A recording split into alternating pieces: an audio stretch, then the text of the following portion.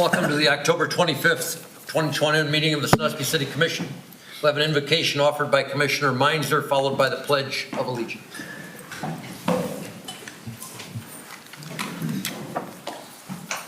We come together tonight, ask for guidance, wisdom, and support as we begin this meeting. Help us engage in meaningful discussion, allow us to grow closer as a group, and nurture the bonds of the community. Amen. Amen. Amen. I pledge allegiance to the flag of the United States of America and to the republic for which it stands, one nation, under God, indivisible, with liberty and justice for all. Ms. Myers, will you call the roll?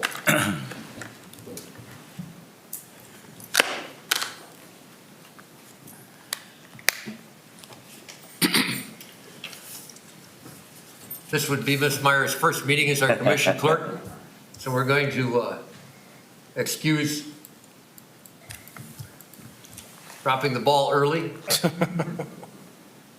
We'll figure out a way to call the roll without Mrs. Myers if we don't get her. Kathy, you there?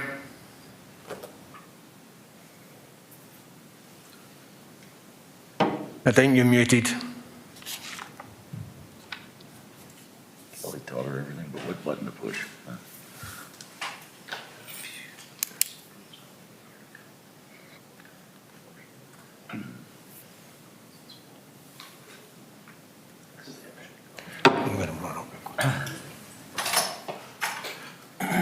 One moment, please.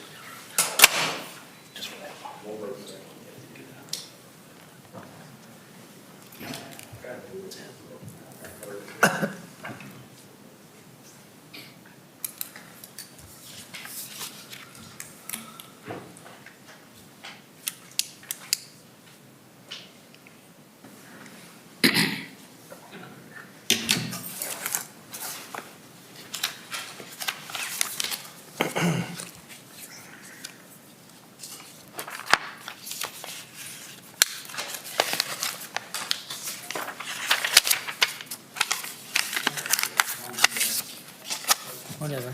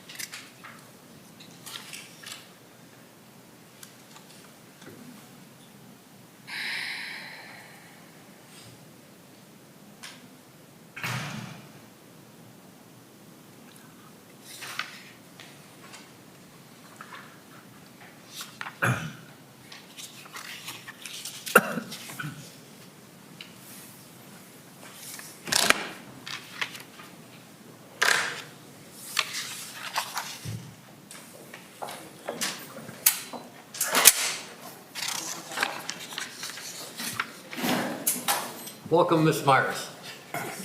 One down. I wonder if you would do us the pleasure of calling the roll. Okay. Ms. Twine? Here. Mr. Waddington? Here. Mr. Harris? Here. Mr. Meinzer? Here. Mr. Pohl? Cool. I'm here. Mr. Murray? Here. Mr. Brady? Here. Commissioners, you have before you the minutes of our meeting of October the 11th, 2021. What is your pleasure? Mr. Chairman, Commissioner Waddington. I move that we accept the minutes of the October 11th meeting and dispense with the formal reading. Got a motion and a second discussion. Without objection, that motion be approved. Hearing no objection, that motion is approved. Are there any residents in the audience that have questions or comments pertaining to tonight's agenda? If you would step to the podium, give us your name and address. We would like to hear your thoughts.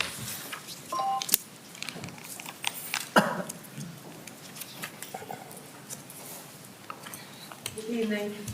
I'm going to take my mask off so I can speak. Sure. Thanks. I'm so tired. I was going to actually start with a little levity. Wonder if you could give us your name and address so we can just write that into the record. Okay, I'm Dr. Marcia Cooper. I live at 620 Harborside Drive here Thank in you. Sandusky. And again, I was going to start with some levity. I was going to say friends, Romans, some countrymen then I was going to say wrong speech, but. First of all, greetings, my fellow commissioners and guests. I'm a long-term resident of here, Sandusky in Erie County. Many of you I already know personally, including some of the commissioners. And I'm here tonight actually to both praise our accomplishments and shed some light on matters that I think concern our community. We have accomplished a lot since I moved here. I think we've accomplished a great deal. I moved to this community in the mid-'80s. Ms. Cooper, I don't mean to interrupt you, but this segment of the meeting is designed for comments regarding to agenda items. Is what you're going to portray to us, does it deal with specific agenda items? Yes, but I didn't realize that. I'm so sorry. We have a section, unfortunately, at the end of the meeting that deals with any item that resident would like to talk about. Perhaps your comments might belong in that segment as opposed to agenda item comments. Okay, may I do it at the end then? Okay, because I have some concerns that may or may not be on the agenda. I've not done this before, this type of a meeting. Sure. And I was going to keep it to 3 minutes. I wrote it so I could go through it out of courtesy to Sure. your Proceed. time. Okay. All right, so you have, as I said, as a town, I think done enormous accomplishments downtown, bike path, et cetera. We got the sports force thing because I'm into sports and an environment. And I think our community is very fortunate where we're located on Lake Erie, which is a jewel. A lot of Midwestern cities are in a spiraling downfall. We are not. I'm proud to show my family and friends around when they're here to visit. I think with growth and resources, we've done well. We had culture. We had the Sandusky State Theater, which we are now renovating, which I appreciate. We've also had a lot of people like Mr. Mindlander, Ruth Parker Frost, the Lang people, and recently White Weavers as philanthropists. Again, there's a lot of positive things in this place. That's why I stayed here. The reason why I was here today, I like green space. I am an avid cyclist. I'm really happy about the bike path. I've done it a million times. And I don't know if this is really an agenda issue or not, sir, but basically the area where I live, our condo, it's really not a condo, our homeowners association had a meeting. And I know we have something called eminent domain, I understand that. And again, I'm very supportive of the bike path because I like the bike path. But at the meeting, we were told, oh my goodness, they told us, the city, they're going to remove about 92 trees. These trees are fir trees, conifers, that act not only as a privacy fence, but part of our environment. They said they were going to just kind of bulldoze us down, not only reimburse us for that, and give us just a small amount of funds to put up a very flimsy fence. So obviously, that got my attention and everyone else's in my development. And they said, oh, no, the city won't budge. It's going to be this flimsy fence, and each of us will probably have to kick in a couple $1,000s each to put up a proper masonry fence, which I don't think is really fair. And I'm going to say why I don't think that's fair. I'm speaking out of where I live. I said, well, if we have money to give to downtown businesses, we gave them grants, large grants, why could the city not pony up additional funds so we could put up a proper fence that's not made out of like aluminum slats, more masonry? And that's the real reason I was here to speak about, if that's part of the agenda. But again, I think overall our city's flourishing. The other thing was doing a recreation center, which I've been trying to champion this for many decades. I know Norwalk had put up the Ernstshausen in '94, and I'm thinking, well, why can't we do that? Hey, why can't we get an ice skating rink? That would make my day. I know when we first started, the whole Midwest was going down. We lost businesses, not just here, everywhere. We were the Rust Belt. We ultimately lost a lot of small companies here, and we've managed to bring in some things to replace them. And I just want to say, I think we're doing good. I want to hold on to our green space. I was told, I don't know if it's true or not, that they were going to take out Battery Park, and that would be less space for locals, because I spend a lot of time there on my bicycle, gentlemen, and I just hope we don't lose that. That's all I have to say. Thank you, Ms. Cooper. Any other residents that may have comments on agenda items?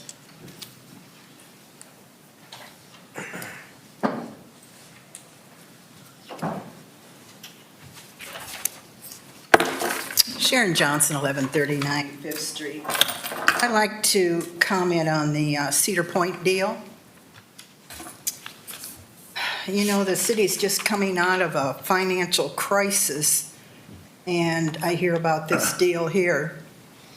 And it seems like the city never learns its lesson after it comes out of a crisis. Never learns a lesson. We are on a spending spree here. We're addicted to spending. We burned through issue 8 and several years of increases of water and sewer, burned through all that money. I think this is nothing but a bailout for the city, Cedar Point, and the State Theater. It's a big bailout. I'm not in favor of $1.25 million for the next 20 years going to Causeway Drive. That belongs to Cedar Point. We have no obligation on that roadway. Cedar Point did not take care of that driveway. They neglected it. And now they got a lot of money to put into it. I'm especially not thrilled with this State Theater, $150,000 for the next 10 years we're going to give to the State Theater. And our streets look like crap. The State Theater needs to be self-sustainable. After all these years, they still aren't. They depend upon people to get them through. Their benefactors have passed away, and now the city's going to be a donor. The 8% admission tax is nothing but recycle money back to Cedar Point. Most of the money's going back to Cedar Point and their projects. I don't like to see the city bullied by developers, where they come to us and they say, well, if you don't do what we want you to do, we're going to take up our marbles and go home. That's not right. That's not right. And we get to hold the bag on the debt. We have Battery Park and the Justice Center yet on the table for development yet. We got too much on the table here. 4.5 million? You think that's a lot of money? That's a drop in the bucket because we're going through the money like crazy up here. The thing is, I'm concerned about is this deal is so big that there's not going to be any wiggle room for another possible COVID shutdown or a recession. No wiggle room. We're maxed out in the creative financing. You tried to go behind our backs, increase the income tax, and that didn't work. And now look, Cedar Point and the city griped about 1% raise on admission tax a few years ago, and now we're doubling that. But that's okay. Last but not least, I was listening to the Finance Committee, and I just want to bring this to your attention. I don't think it's right. 2 members on that committee voted for this deal. I know they're recommending, but still, they voted. 1 member is on the board of the State Theater. The other member is an employee of Cedar Point. I don't think that's right, and I don't think Cedar Point should have a seat on the Finance Committee. That shouldn't be. That's inappropriate. Thank you. Thank you, Ms. Johnson. Any other residents have questions or comments regarding the agenda?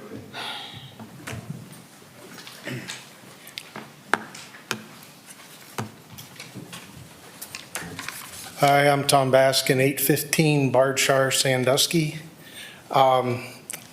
It seems like the more things change, the more they stay the same. We could have done this in 2014.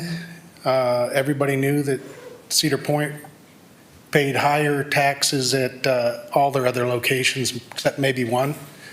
But back in March of 2014, Andy Oriole wrote an article, and regarding Mr. Brady, he quoted you as saying, "The admissions tax issue creates a potential conflict of interest for myself. I own Brady Sign Company and Brady Electric Incorporated over the last 34 years. Both of these companies have been a vendor to the largest contributor to the admissions tax collected by Sandusky, Cedar Fair. Due to this potential conflict of interest, I will be required to refrain from discussing or voting on the admissions tax issue." 4 months later, in July 15th of 2014, Mr. Murray was quoted as saying by Tom Jackson, he's quit representing Cedar Fair in his law practice so he can address the revenue issue, adding that a push to hike the admissions tax from 3% to 6% means a solution must be found quickly. Doubling the tax is a bad idea, Murray argued. It is too much and places the entire burden of replacing lost revenue on our largest corporate citizen at the risk of alienating them and even causing them to move their headquarters. They would not put it that way, but it is no secret either. Nor will Cedar Fair say this, but it is also reasonable to expect that they will actively oppose a 3% increase. So since 2014, attitudes have changed, but conflicts have not, as far as I know.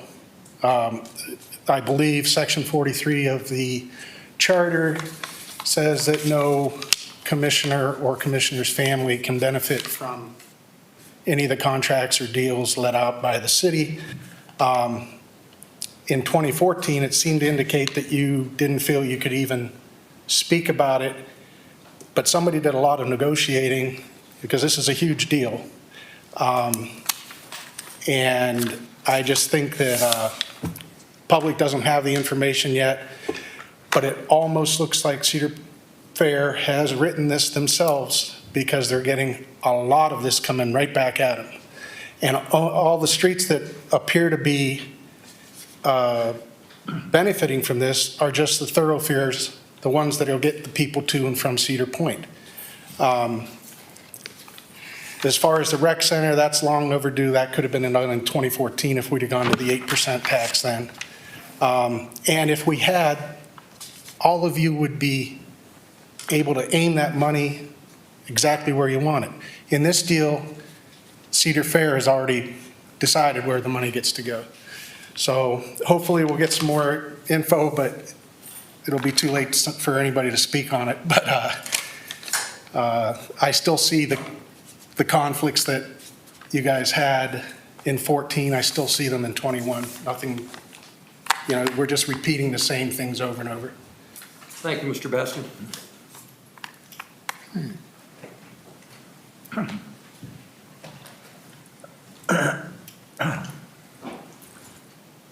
Good afternoon. I'm Brent Gardner, 831 Cedar Point Road. I'm here to speak in favor of the ordinance change that involves changing the elevation for the flood from the current city ordinance that says 579.2 to the federal flood elevation limit, which is 577.2.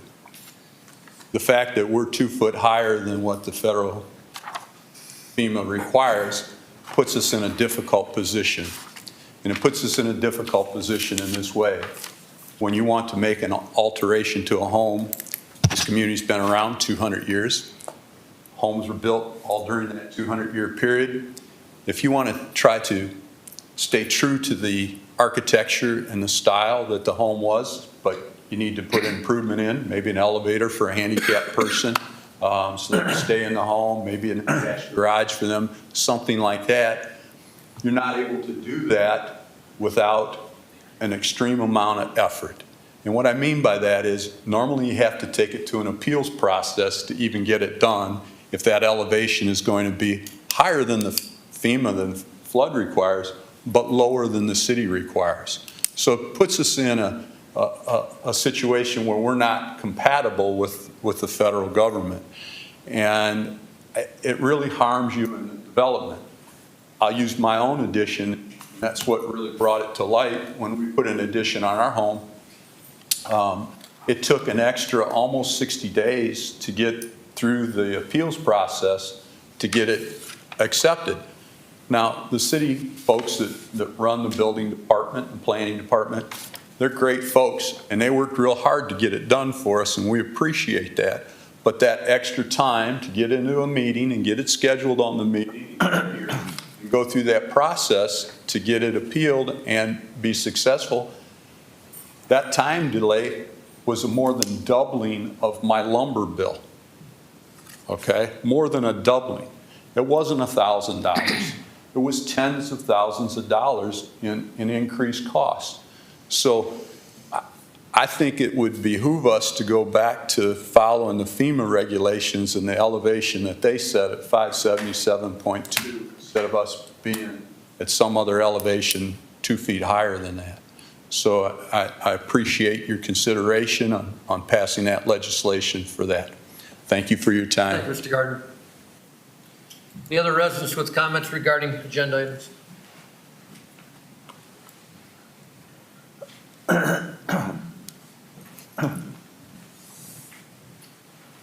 Chris Parthmore, 111 East Madison Street. I'm here to talk about agenda item number 1. It's been evident for a while now that this city commission supports the arts. It's evident in the public art, in the formation of an arts commission, and just right outside these chambers in the hallway, the art exhibit you have there. The arts need advocates. It's no secret, and people want to live in a community where the arts are valued. So on behalf of the State Theater, I would like to say thank you to the commission, thank you to Mr. Woobser and his team, and thank you for your continued commitment to the arts in the community. Thank you, Mr. Parthmer. Additional comments regarding agenda items? You didn't expect this to be a short meeting, did you? Did not. Tom Lamarck at 206 48th Street. Item 7 on the agenda regarding the Fair Housing Income Program funds for a home improvement amounting to $34,833 for a single-family home, of which $32,833 of that is being paid out of a CHIP fund. I would like an explanation on that and what the limits are on that. I'd like to know how someone applies and qualifies for approximately $33,000 on a home improvement. Then items 1, 2, and 3, I would just like to say it's an impeccable timing in an election cycle when most of the commission never seemed to favor an admissions tax increase at Cedar Point. And then suddenly, or even a recreation center, a community center, and then suddenly we have a done deal with Cedar Point to make such a movement possible. In fact, the community center, recreation center, really never became a popular item until the ice cream socials. And then when the citizens kept prodding certain members of the commission, then suddenly a couple of members did say, well, if I get reelected, you know, I might be able to push that through, might be able to get it done. So that's an observation. I'm sure the citizens are excited to hear about the about face on these projects. And I, for one, am happy to see that we're going to finally talk about a recreation center and determine a site and see what goes into it. Item 9, the EMS fund used to have $1 million+ in it. And I see that we've got a pumper that's going to be paid for out of the general fund. And I'm just curious as to whether we have the $642,000 in the general fund available to pay for that pumper. And what happened to the EMS fund? I mean, it was plumb full. Thank you very much. Thank you, Mr. Lamarck.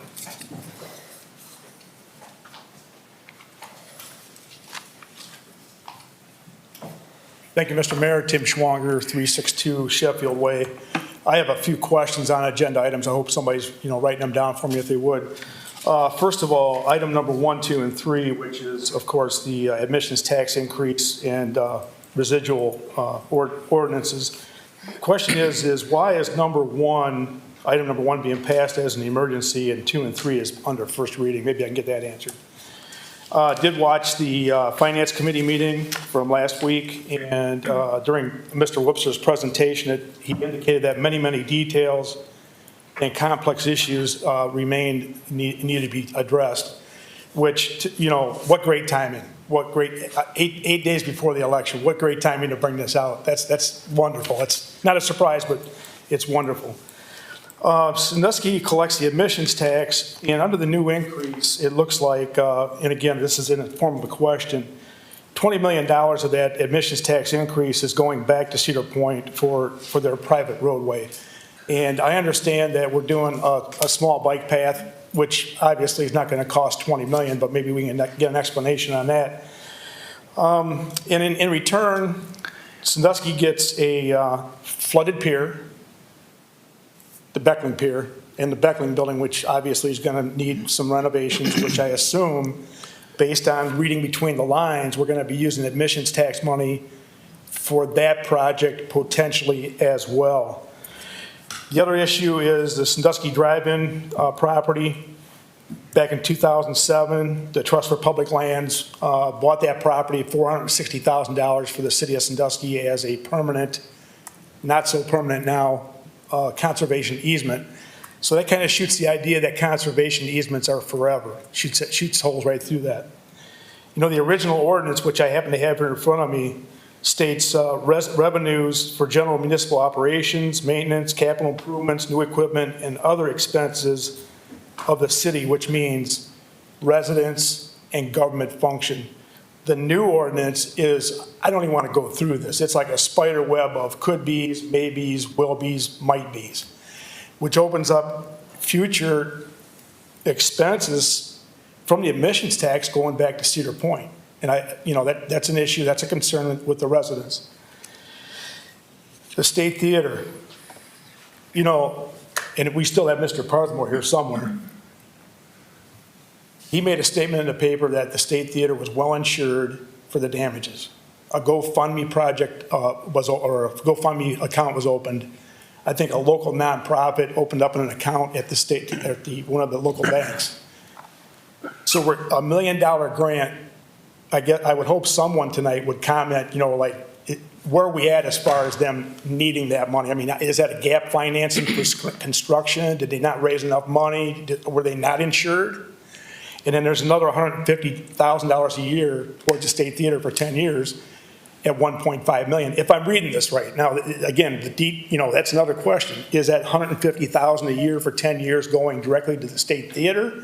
Or is it for programming at the Jackson Street Pier or some other function? So, and then again, on number 9, last question is, as Mr. Marcus stated, $642,000 for a new pumper out of the capital fund. Are we selling notes and bonds for that? Are we paying cash for that? Are we using the EMS fund? Is the EMS fund bankrupt? Is there enough money just to pay cash for this? Is now joining. Thank you. Appreciate it. Thank you, Mr. Schwanger. Additional comments from residents regarding agenda items?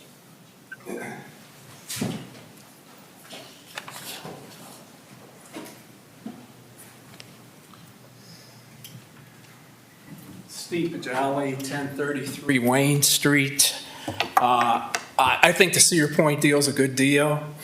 I think what everybody's failing to realize is this is a situation where a lot of these things will be paid for by other people's money. You know, anytime you can pay for a lot of these things from people that come into the community, it frees up funding for other things. And just to comment on the rec center, the reason you may not have settled on the rec center was because you didn't have the funding up until this point. So that's all I have to say. Thank you, Mr. Pajali. Additional comments or questions from residents regarding agenda items?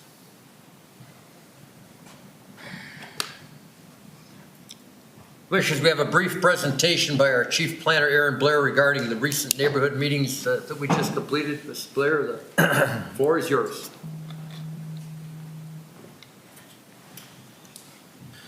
Excuse me.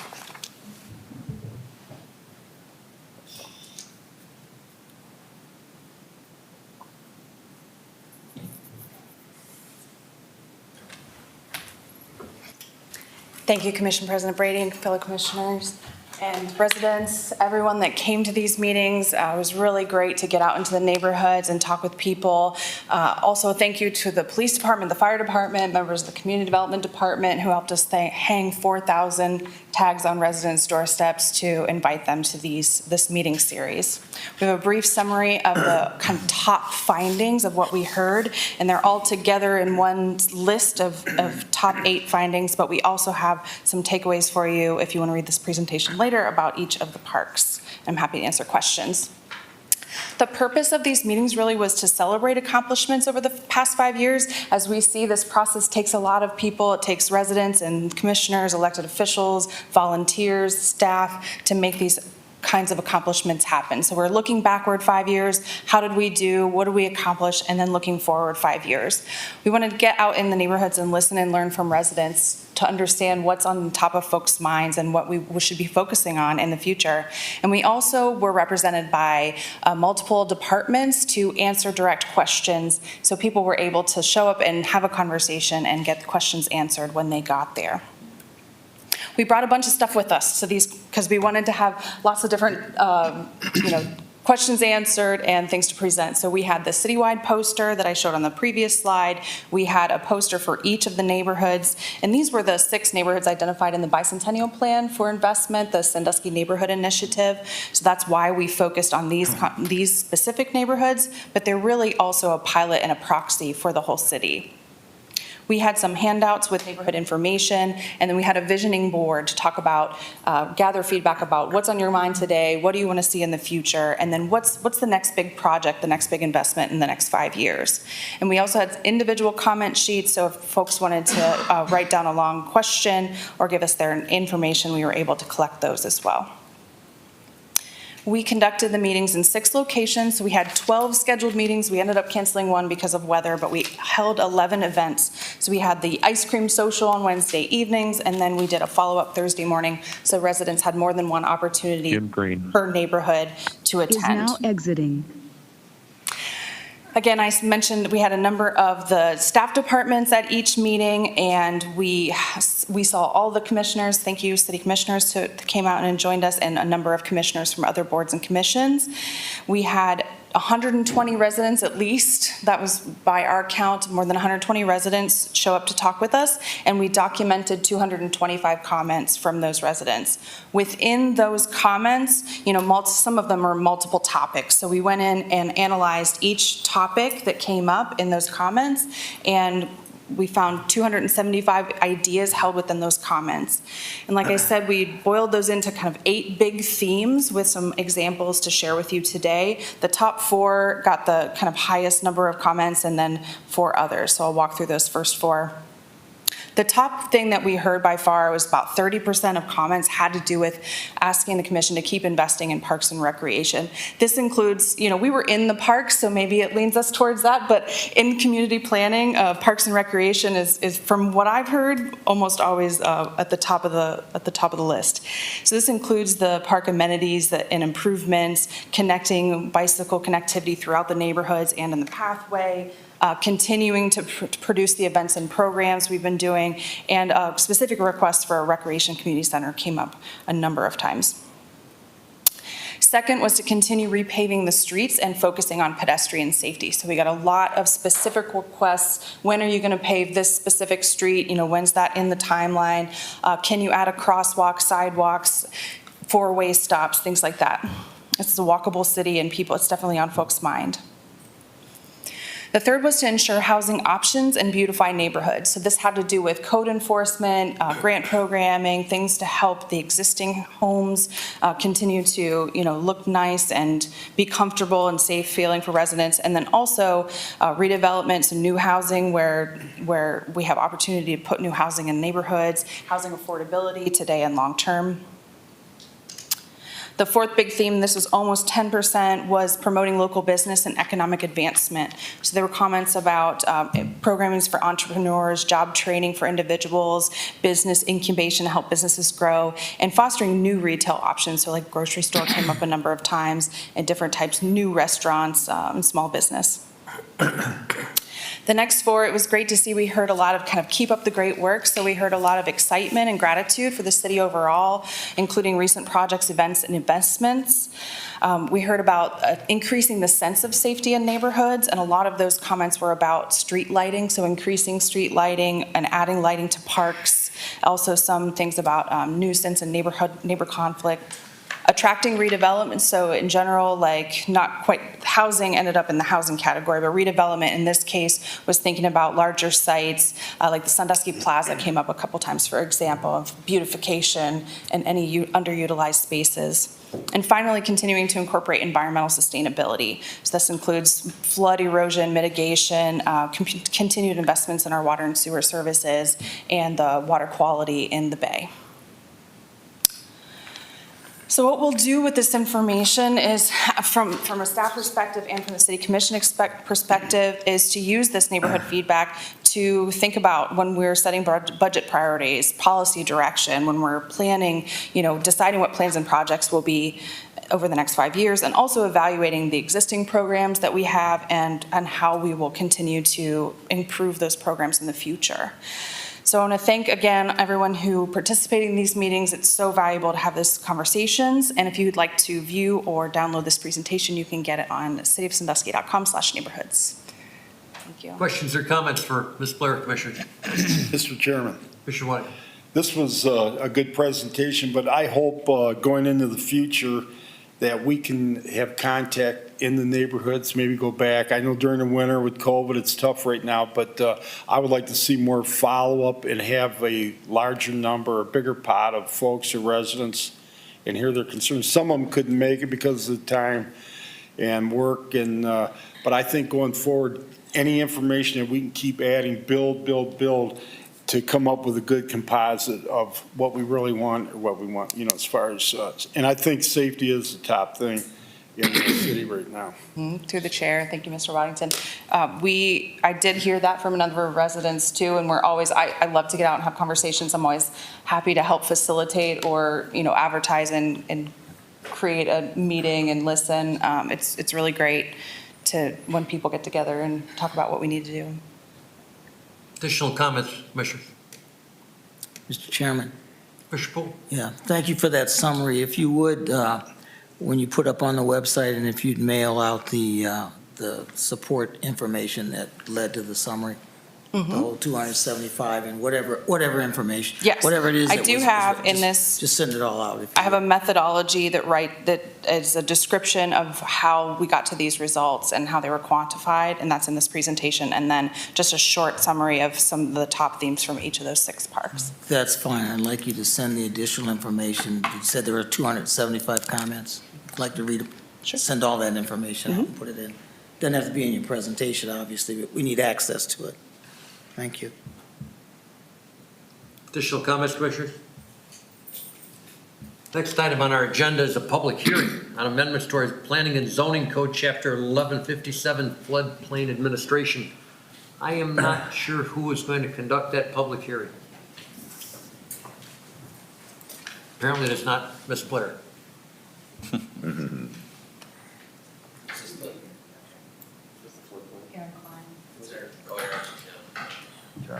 Probably. Aaron Klein, would you be conducting that presentation, that public hearing? Jonathan. He's on the line. He's going to be conducting it. Oh. Yeah. Great. Hello, City Commission. Go ahead. Oh, Josh. Yeah, so there's a few changes specific to Chapter 1157 that I'd like to bring to your attention. Primarily what's driving these changes are updates to the map. So as I'm sure most of you are aware, that we have a floodplain map designated for areas of Sandusky. And so with technology, with FEMA, and better information, new maps are generated. Well, we've been sitting on a preliminary new floodplain map since 2019. FEMA has told us numerous times that it's going to become effective and the dates have come and gone by. Nonetheless, we know it's imminent. We know it's coming. And associated with the new map is also new terminology, new definitions. And so the bulk of updating our ordinance is in order to meet FEMA's model ordinance and their language and terminology. So that is again, the bulk of the changes from our previous Chapter 1157, which is from 2008. So a couple other items of note that specifically sections that we've amended. We've removed the 2-foot freeboard. So we, as a city in 2008, when we made this floodplain ordinance, we decided to effectively make our standard higher than what FEMA set. And so literally building in the floodplain required builders to build 2 feet higher than if we were to follow FEMA's regulation. And so that is freeboard. That's the term, freeboard, above and beyond the standard. We have also updated sections of the code, this chapter, so that we can do repairs on city property more speedily, and taken out the permitting section for us to do repairs on city properties in the floodplain, particularly along the shoreline. There's also some amendments that were made at the recommendation of Planning Commission. This was heard by several Planning Commission meetings, and they combed over it thoroughly. One of the suggestions that was made and incorporated in this update that's before you is terminology regarding the 100-year flood, also known as the 1% annual chance flood. The other change that was incorporated at the request of Planning Commission was how a variance would be sought and how it would be reviewed by the Board of Zoning Appeals. And that's really it. And so those changes are what you see in front of you in the highlights, the red lines, and that. So if there's any questions about that, I'll be happy to take them. Obviously, specific parcels, whether they're in or out, those are probably for separate conversations than this meeting. Thank you, Mr. Snyder. This is a public hearing, so there'll be an opportunity for questions from both the public and from commissioners. Is there any public present that wishes to ask questions regarding this public hearing? Mr. Snyder, have we received any written questions regarding this public hearing to your department? I have not. I've had specific questions as to how the floodplain, the proposed floodplain is going to affect specific parcels. And again, I deal with those on a case-by-case basis, and anyone with that interest should be contacting me directly. But FEMA has some nice maps laid out that show the existing mapping versus the proposed floodplain maps also. Excellent. Commissioners, questions or comments? Mr. Chairman. Mr. Meiser.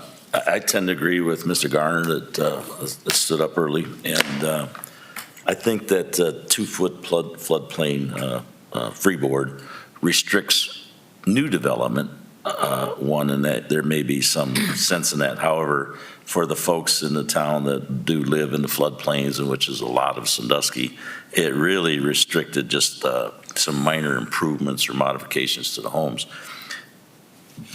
I tried to look through the planning commission agenda and minutes and look for the YouTube videos. Maybe Mr. Murray may be able to help with this, but or Mr. Wipser.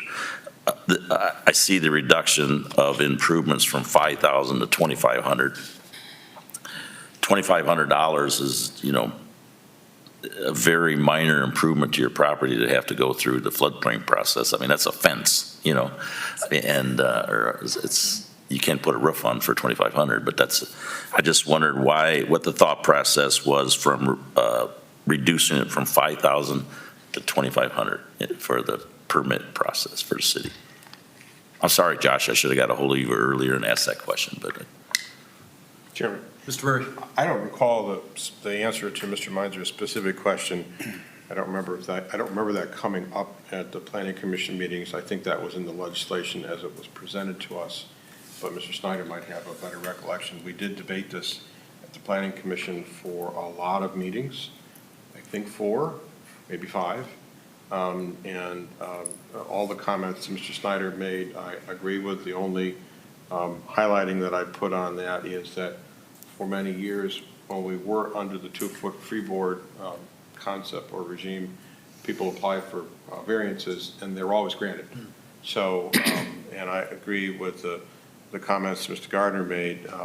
Really, these are such particular decisions about where you are in the floodplain and what the improvements are that you're going to put in and what the construction is, that it's best for the property owners to know what the floodplain is and then make their own assessment of costs and benefits. And so with all that in mind, the planning commission decided, not unanimously, but nearly unanimously, to remove that requirement. Thank you. Mr. Snyder, do you have any recollection as to how things got changed from the 5,000 to the 2,500? I cannot speak for FEMA. That is one of the updates that FEMA put in there. Previously, any maintenance or structural work, $5,000 or greater, required the permit and for a homeowner to go through the process. So they're lessening that, and my only guess would be that they're auditing this. They're trying to keep track of it themselves, and that's really the best we have. But again, to Mr. Meinzer's point, certainly 2,500 doesn't go. 5,000 didn't go very far if you're doing siding or just doing a new facade on your building, let alone 2,500. Mr. Meinzer certainly pointed that out. I have to apologize, Mr. Chairman. Mr. Meinzer. I apologize, Josh. You don't have to second guess the federal government for me. I just was curious how, now I understand.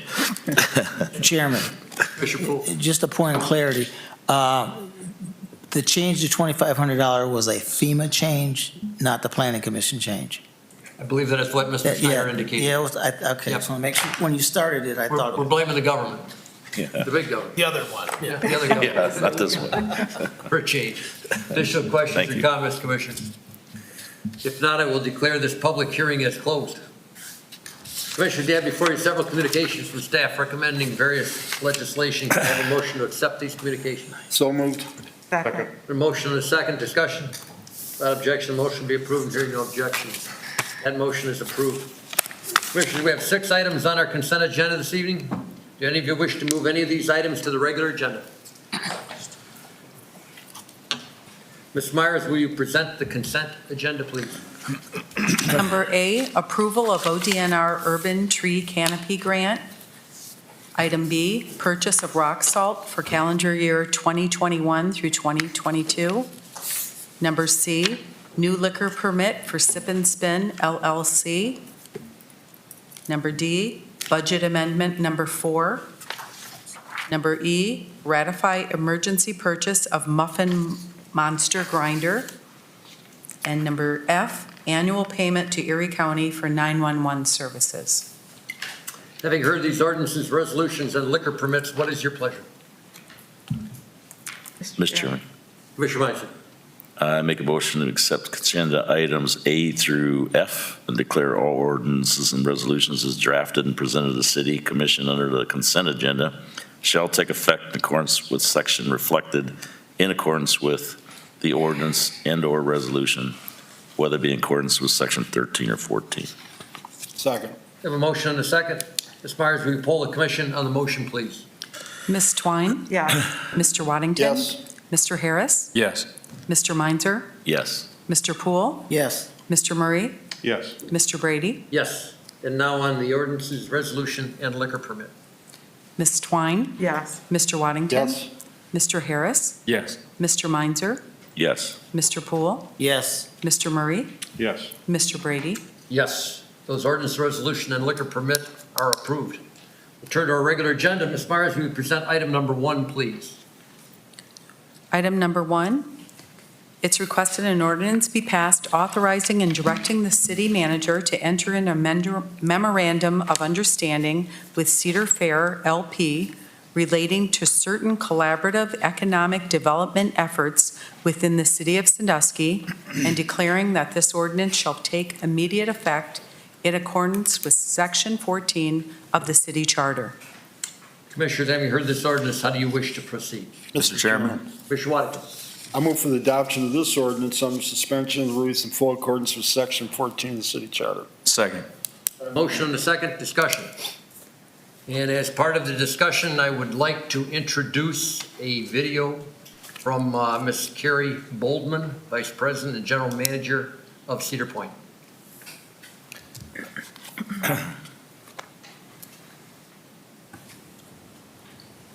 In 50 years, and we will continue to make significant investments in the region. Over the past decade, our parent company, Cedar Fair, has invested more than $370 million in Cedar Point to enhance its long-standing reputation as America's premier amusement park. Going forward, we intend to continue investing in our park, our workforce, and our infrastructure to make sure that Cedar Point remains a multi-day destination that delivers fun, immersive experiences that our guests have come to expect. We believe this long-term partnership with the City of Sandusky will solidify our shared interest in enhancing community resources and attracting even more visitors from around the country to our tourism-driven region.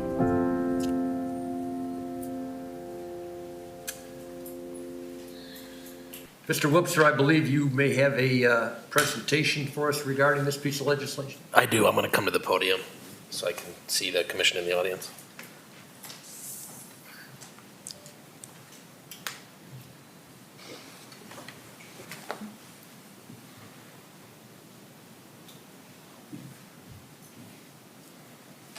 We're in the back. This is the...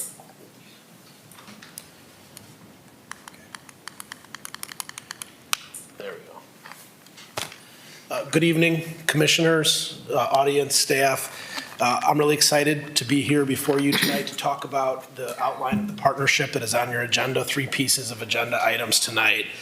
And to give context as to why we're here tonight, I want to take a step back and focus on, in 2014, the passage of Issue 8. And I think it came up even in some of the comments that there was a lot of controversy as Sandusky determined at that time how to deal with the revenue losses and the staff losses and the inability to provide services that came out of the 2008 recession. And in 2014, there had not yet been a solution that had been delivered by community leaders to determine how to provide that revenue and to lift Sandusky out of the difficult times it was facing when it had gone from 300 employees to 200 employees and sat at that time of a general fund, I think, of slightly over $15 million and facing a deficit, I believe, when I was hired as city manager of an additional somewhere between $1.5 and $2.3 million going into the 2015 budget.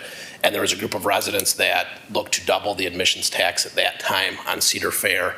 At that time, Cedar Fair did not have confidence in the community, and along with the entire business community, was adamantly opposing any raising of admissions taxes in a community that at that time sat at a 1% income tax and had never voted to raise its own local income taxes. And the city commission asked me at that time, and we began conversations with Cedar Fair to see if a compromise could be developed, and we did develop a compromise, and that compromise became issue 8. And what that was, if you remember, was a 1% increase in the admissions tax linked to voters agreeing to pass a 0.25% income tax increase for Sanduskians for the first time at the ballot. And when we began those discussions with Cedar Fair, what they said with us is that they were willing to invest in the city, but they needed the city to prove that it could be a reliable partner. And because they bring in over 99%, approximately, or nearly all of the revenue that is generated from an admissions tax comes from those who are buying a ticket to Cedar Point, it was important to them that they saw some of that revenue invested in publicly beneficial items, but that were also in areas of interest for Cedar Point so that we can continue to build on and grow our destination economy. We passed that, we put that on the ballot, and it passed with nearly 60% of the vote in 2014. And we've made a lot of progress over that period. We've created new programs for neighborhood investment. We brought back tree programs that didn't exist for over a decade. We brought back sidewalk programs that didn't exist over a decade. We tripled the amount of resources that we were investing in local streets. We built a real code compliance program with a real rental registration program so that we were inspecting every house once every 3 years in the entire city of Sandusky. We renovated a dozen neighborhood parks when we had spent a dozen years with only having renovated one neighborhood park in the entire city of Sandusky. We built a community policing division that didn't exist, and so when we had difficulties nationally with public safety over the last few years, Sandusky actually fared quite well as compared to a lot of other communities in how we were able to get through those difficult times. And if you read the front page of the paper today, you will see our community policing division on the front page for building, in partnership with Sandusky City Schools, a new athletic program, which was a flag football league, which will be expanded. And then we also built from a 1-person recreation division, a 3-person recreation division, all of which served our neighborhoods, and that built some award-winning programs coming out of that recreation division, none of which existed before the passage of Issue 8. In addition to those neighborhood investments that we made through the passage of Issue 8, we also put funds specifically from the admissions tax, not from the income tax, into economic development. And we've seen over $300 million in public-private funds invested throughout the city of Sandusky throughout that time, including the creation of a new university program in partnership with Cedar Fair. That was a $15 million investment, the first higher education investment made in the city of Sandusky in generations. So we're proud of both the progress that we made with Issue 8, both in our neighborhoods with those programs that did not exist within the city since the passage of Issue 8, and in the economic development of the city. And so this summer, the City Commission asked me again to begin conversations with Cedar Fair. And this time when we began conversations with Cedar Fair, they wanted to look at how we could ensure that Cedar Fair remained committed to the partnership that we had started with Issue 8, and how we could potentially bring new resources to build on the success of Issue 8, but they wanted to make sure that it was again supported by Cedar Fair. They didn't want to go back to the times of 2014 where we were at war with the company that everyone outside of Sandusky is synonymous, Sandusky and Cedar Point together. They wanted to make sure that there was a real partnership. And so we began to sit down at that time. And very fortunately, over the last 3 months, we've been able to put together, and we've worked very hard over the last 3 months. We would have loved to have brought this to the community, more quickly than that, but this is how long it takes. Many people in the audience tonight did say what a complicated deal this was, but we are proud to bring to the City Commission for your consideration tonight a transaction that at the high level ensures a continued corporate presence for Cedar Fair in Sandusky. They told us that they intend to maintain a comparable amount of employees in the city of Sandusky, and are actually pondering investing in new office space off the peninsula in the city of Sandusky. In addition to that, over half of the new revenue, which again, I remind you, is nearly 100% paid for by visitors to Cedar Point, over half of the new revenue will go towards infrastructure needs of the city of Sandusky. In addition to that, the other half of the revenue, in the spirit of Issue 8, goes to projects that are mutually beneficial, meaning that there is great public benefit to these projects that I will detail in a little bit more detail tonight.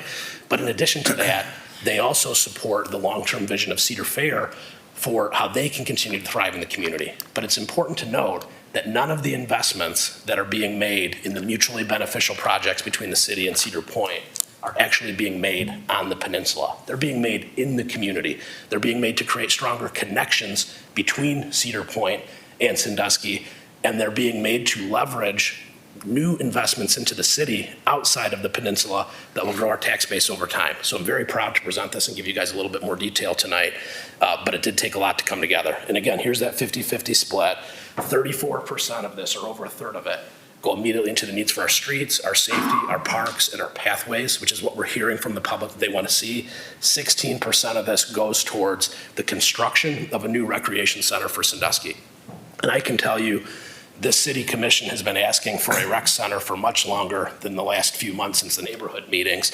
I was instructed by the city commission to begin a planning process for a rec center, which we've done so, but I think it was Mr. Pajali who mentioned from his remarks in the audience tonight, saying you want a rec center is one thing. Actually finding the resources to build a rec center is a very different thing. And so it was a very high priority of the city commission when they instructed me to go in these negotiations with Cedar Fair to ensure that a rec center was front and center so that we could finally put to bed how to pay for a community center in Sandusky. So we think that this split is fair based on the fact that Cedar Point will be paying over 99% of the new revenue, and that the community will see its neighborhoods invested in through the rec center, the streets, the safety, the parks, and the pathway projects, and that the rest of it creates a stronger connective tissue between Cedar Point and the surrounding community. Just a little bit of highlights, the city recreation center. The one thing that Cedar Point gets out of that recreation center is naming rights for a 20-year period. And again, they will be funding virtually the entire construction of the recreation center. So we believe that it is appropriate to grant them those naming rights. But I will say, because I've heard this out in the community, they have placed no restrictions other than asking for naming rights on the location or what goes into that rec center. That will be a part of a process that we will begin as soon as possible, and by early next year at the latest, to identify the right site, to identify the right program. There'll be extensive community involvement in determining what the right program is for that, and then we'll go forward to construct that recreation center. In addition to that, this puts none of these things are restricted to anything by Cedar Point. We'll have new revenue for repairing streets. We'll have new revenue to meet the capital needs of our safety departments. We'll have new revenue to maintain our parks and properties, and we'll have new revenue that goes towards the construction of the Sandusky Bay Pathway. All of that comes to the community. All that will be paid for, not out of local income taxes or local property taxes, but instead from revenues that, again, will be paid nearly 100% by Cedar Point.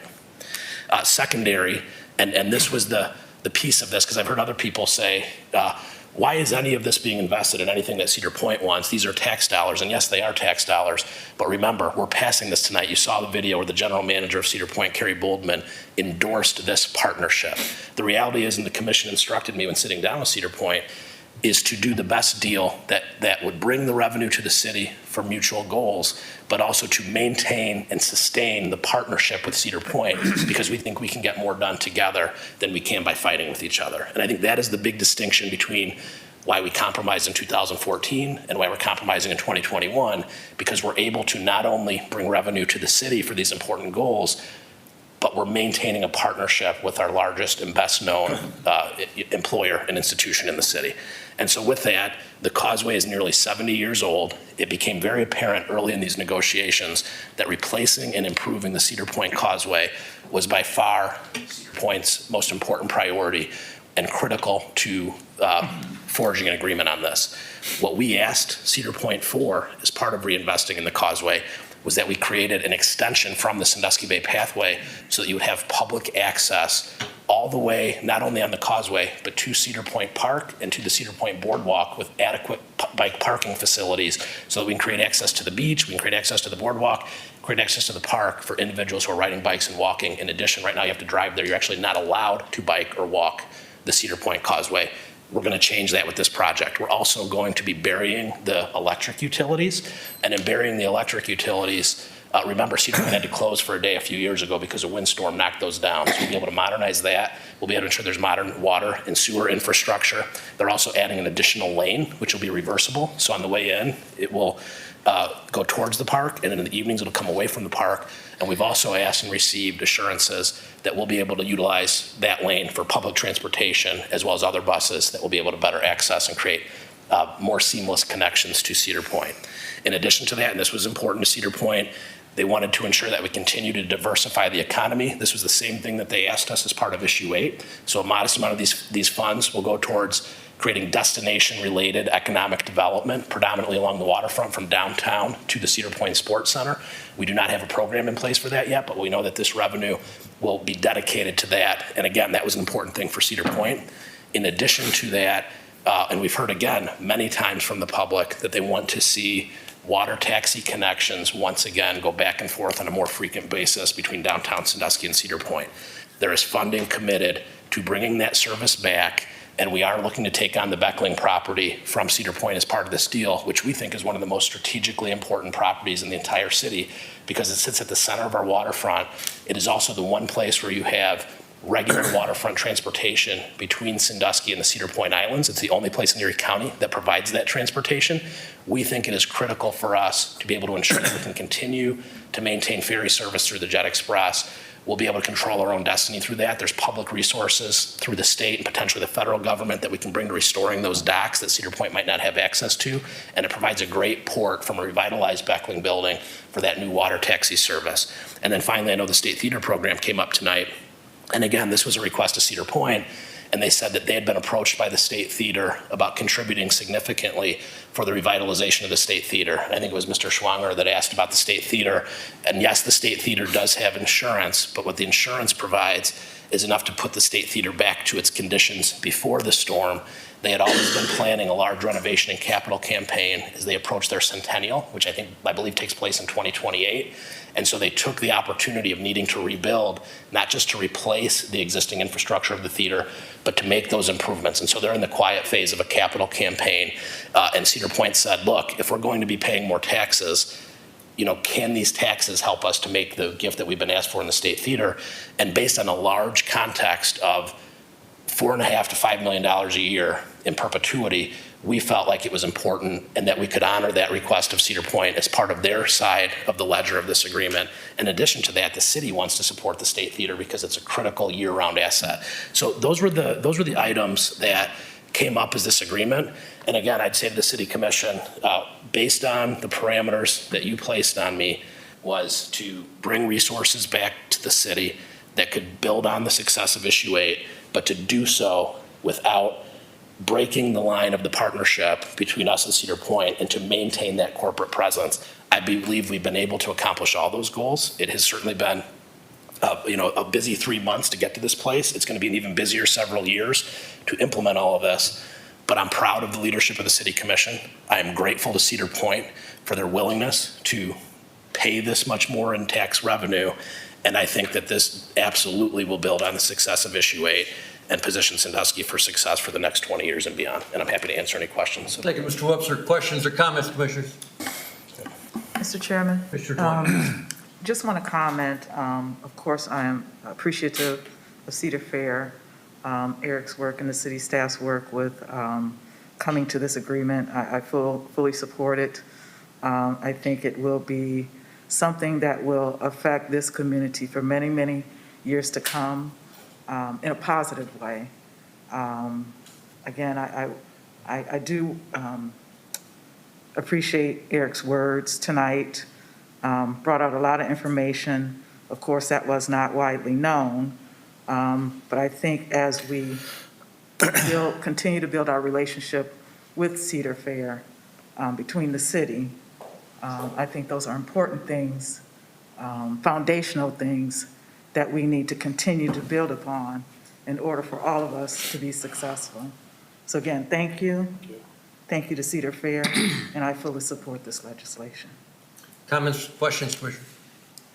Mr. Chairman. Commissioner Meisner. Just speak on the public comment section, like if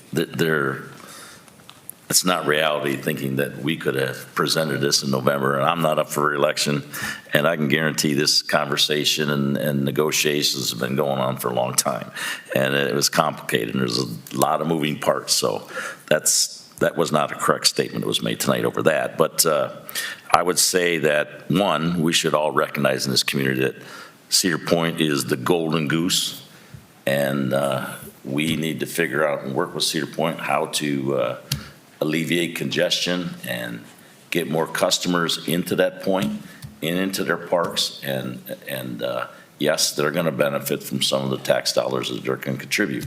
I'm not diminishing Firelands Hospital and Luco and K&K and all the other small businesses in town, but if you've lived there long enough, you have to recognize that our livelihood is surrounded by Cedar Point. And again, all the dynamic moving parts, I was not always sold on a rec center. My problem with the rec center is sustainability. How do we keep it going? You know, the operation of it, and this isn't like a done deal. We're going to have a lot of public planning. We're going to have a lot of input, a lot of discussion, and we're going to try to resolve it. And I think in the end run, if it's sustainable and we all can come to some sort of agreement how we operate it, I think it's great for the community. So I don't see any real bad parts of this. Thank you, Mr. Wilson, by the way, for negotiating this. Additional comments, Commissioner? Mr. Chairman. Commissioner Murray. So a little bit of context, and I think this may be interesting. I don't think I've told this story publicly before, but in 2014, after I was newly reelected to the City Commission, it was during one of the polar vortexes in January 2014. Matt Ouimet was a new CEO at Cedar Fair, and he called me up and said, I want to have lunch. So we had lunch at the old lunchbox, and I asked the things you'd expect me to ask and talked about ways the city could improve our relationship with Cedar Point, what we could do better and how we could better support their business and obviously the revenues into the city. He said to me, that's not why I'm here. He said, I'm here to ask what we can do for the city of Sandusky. And I was kind of taken aback by that, and I was really surprised because that was a new approach to the relationship between Sandusky and Cedar Point. And he really wanted a partnership. And it was at the same time, a lot of people were asking before the election and once I was in office again, they said, why is it the city can't have good relationships, good partnerships with the businesses and the surrounding governments? And I said, well, you know, I think if we behave responsibly, like a responsible government for an extended period of time, we'll get there. And so one of the questions that's been asked is, why this partnership now? And I think a lot has changed. Mr. Whoopster alluded to that. We back in 2014, we were back up against a wall. We didn't look like a solid bet to be partners for an extended period of time.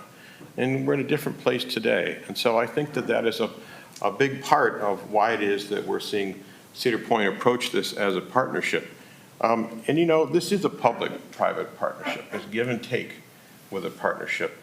They supported a huge increase, Cedar Point supported a huge increase in taxes for benefits for a period of time, some 10 years, some 20 years. More than half of that goes to improvements that drive economic development, and the rest is for the city to use as it sees fit, including the rec center. And after that, it's all ours. One of the great legacies that this partnership leaves to the future of the city of Sandusky is that money will be available through income taxes and, through admissions taxes and parking taxes, really in perpetuity, essentially. You know, in terms of rec center, it's been something that's been discussed at this table for at least 2 years. And I think I recall Mr. Whoopster introducing you to the State of the City speech in 2018. You're halfway through the year celebrating the Sandusky bicentennial, and I posed a friendly challenge, but it was a challenge. And I said, we really need to get a rec center done, and we need to figure out a way to both fund the construction and fund the operations. And Mr. Meinzer is exactly right. Those two go hand in hand. And until we have a solution, we've got one leg down. We've talked about all the ways to deal with the second leg. We'll find something that works. But that's absolutely right. We have to have the funding because we all know what happens to rec centers if they don't have sustainable funding. An economic downturn comes and the rec center is closed, and before you know it, it's deteriorating, doesn't have money for capital improvements, and so on and so forth. So I think that that is something that we want to achieve for a period of time, and I'm very happy that we are able to achieve that at this point. I do want to address a couple other thoughts that came up. Issue 8 is not out of money. The city is not out of money. Accepting the pandemic, Issue 8 has generated more money than projected at the time, and I suspect that this partnership, what I call Partnership 2021, will have the same results. was projected at 4.5 million, but I think in relatively short order, we'll see that grow. Certainly over the 10-year period and 20-year period, that parts of this deal are in effect.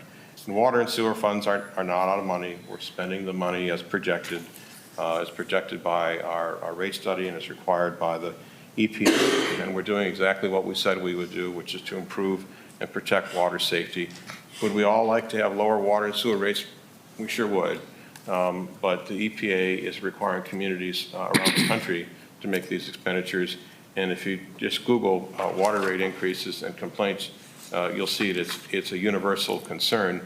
But clean water is a universal concern, and without that, we don't have much else. So I do support this. I think it's a complicated deal. It did have the necessary give and take that makes for a good partnership. It did take time because it had to be fleshed out. We'll be implementing this, as Mr. Wobser indicated, for years to come. And that's as it should be.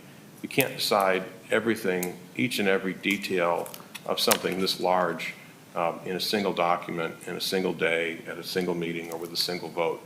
I've likened it before to getting married.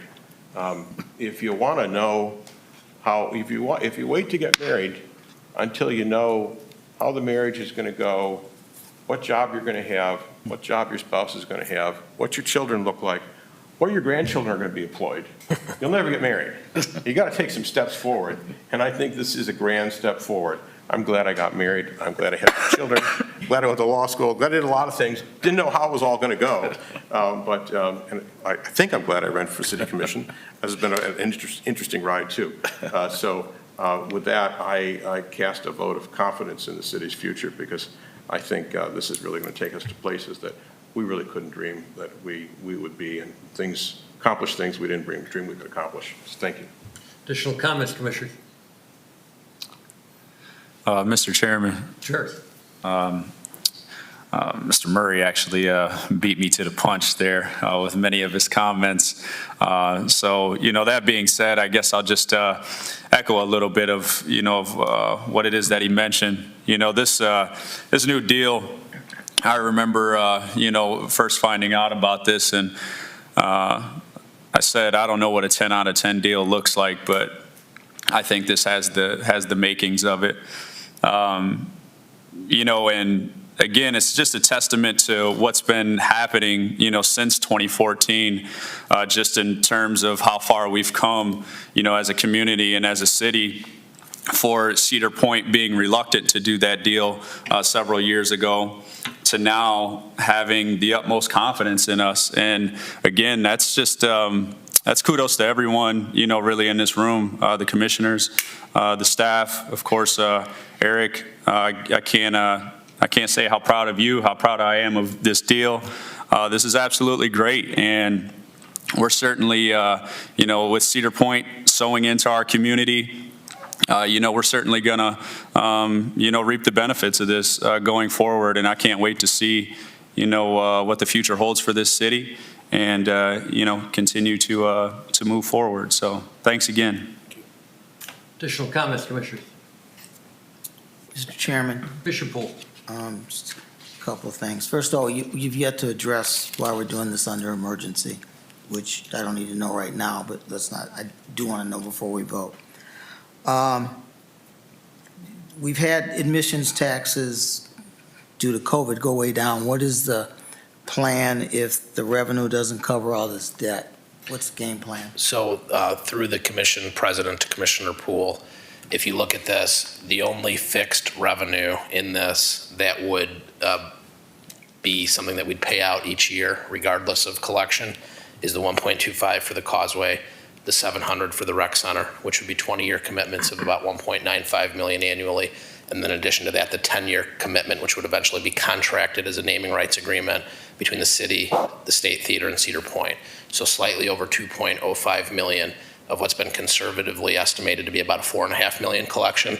So only about 40% of this would be at risk. In addition to that, we've contemplated a baseline amount that Cedar Point would pay each year, regardless of that collection. And I think even in the pandemic, which is the only time we've seen a significant change, we would have hit that percentage or ratio of that 2 million. And again, I think Commission Vice President Murray stated that we think 4.5 million is probably over the life of this a relatively low, as attendance goes up and or, pricing, a percentage of pricing brings back more revenue to the city. But again, we're very clear that only about 40% of that total collection is dedicated towards long-term debt service. The rest of this we'll have to figure out. The amount will go up and the amount will go down based on what that total collection is, just like with all of our income tax stream, our lodging tax, our, every tax that we collect each year is subject to that economy. We do have debt at the city historically, and we've found ways to meet those debt service payments even as the economy has fluctuated. But we think a 40% amount of a total conservative collection rate is conservative and will be fine. So it comes out of general fund if we don't have the fund, if it doesn't cover. Is that the answer to that question?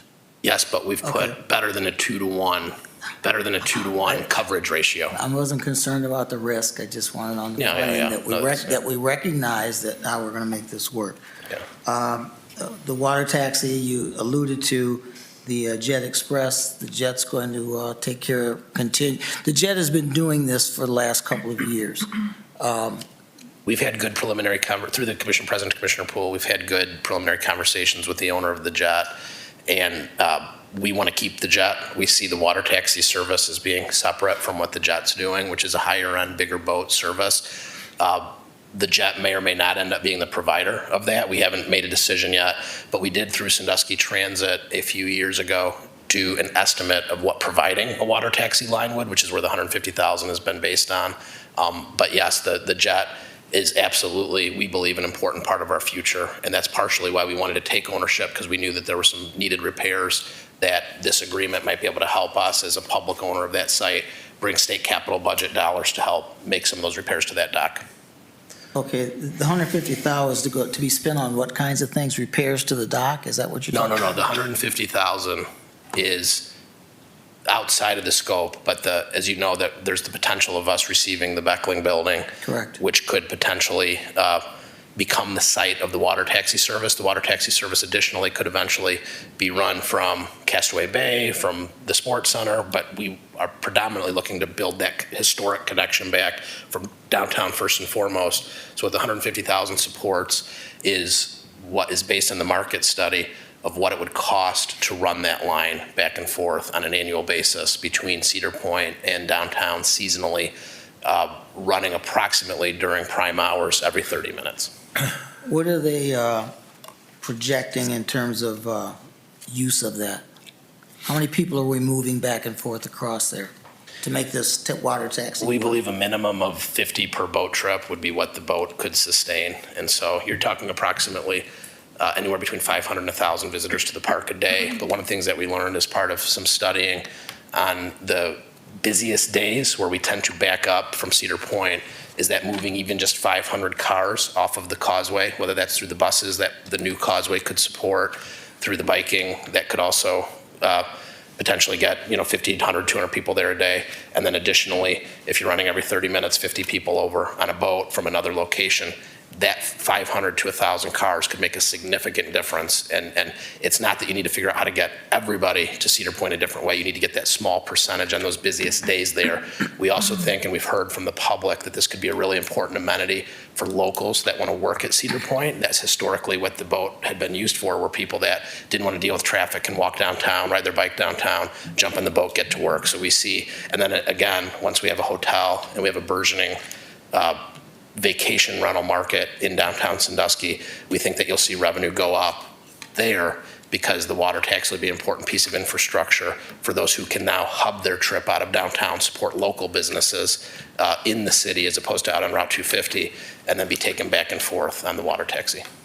What's the baseline for now? The actual movement of people back and forth by jet for the last 2 years, you're talking about 1,000 a day. What do you think? What have they done up to now? So we have just know where we're starting. Have that specific information, but certainly we can find that. But again, I think the jet was a more expensive service. It didn't run quite as regularly. It was focused on the connection to the islands as opposed to the park itself, and it didn't run on Saturdays, which is the busiest day and where Cedar Point has the most need for people to arrive there in ways other than a car.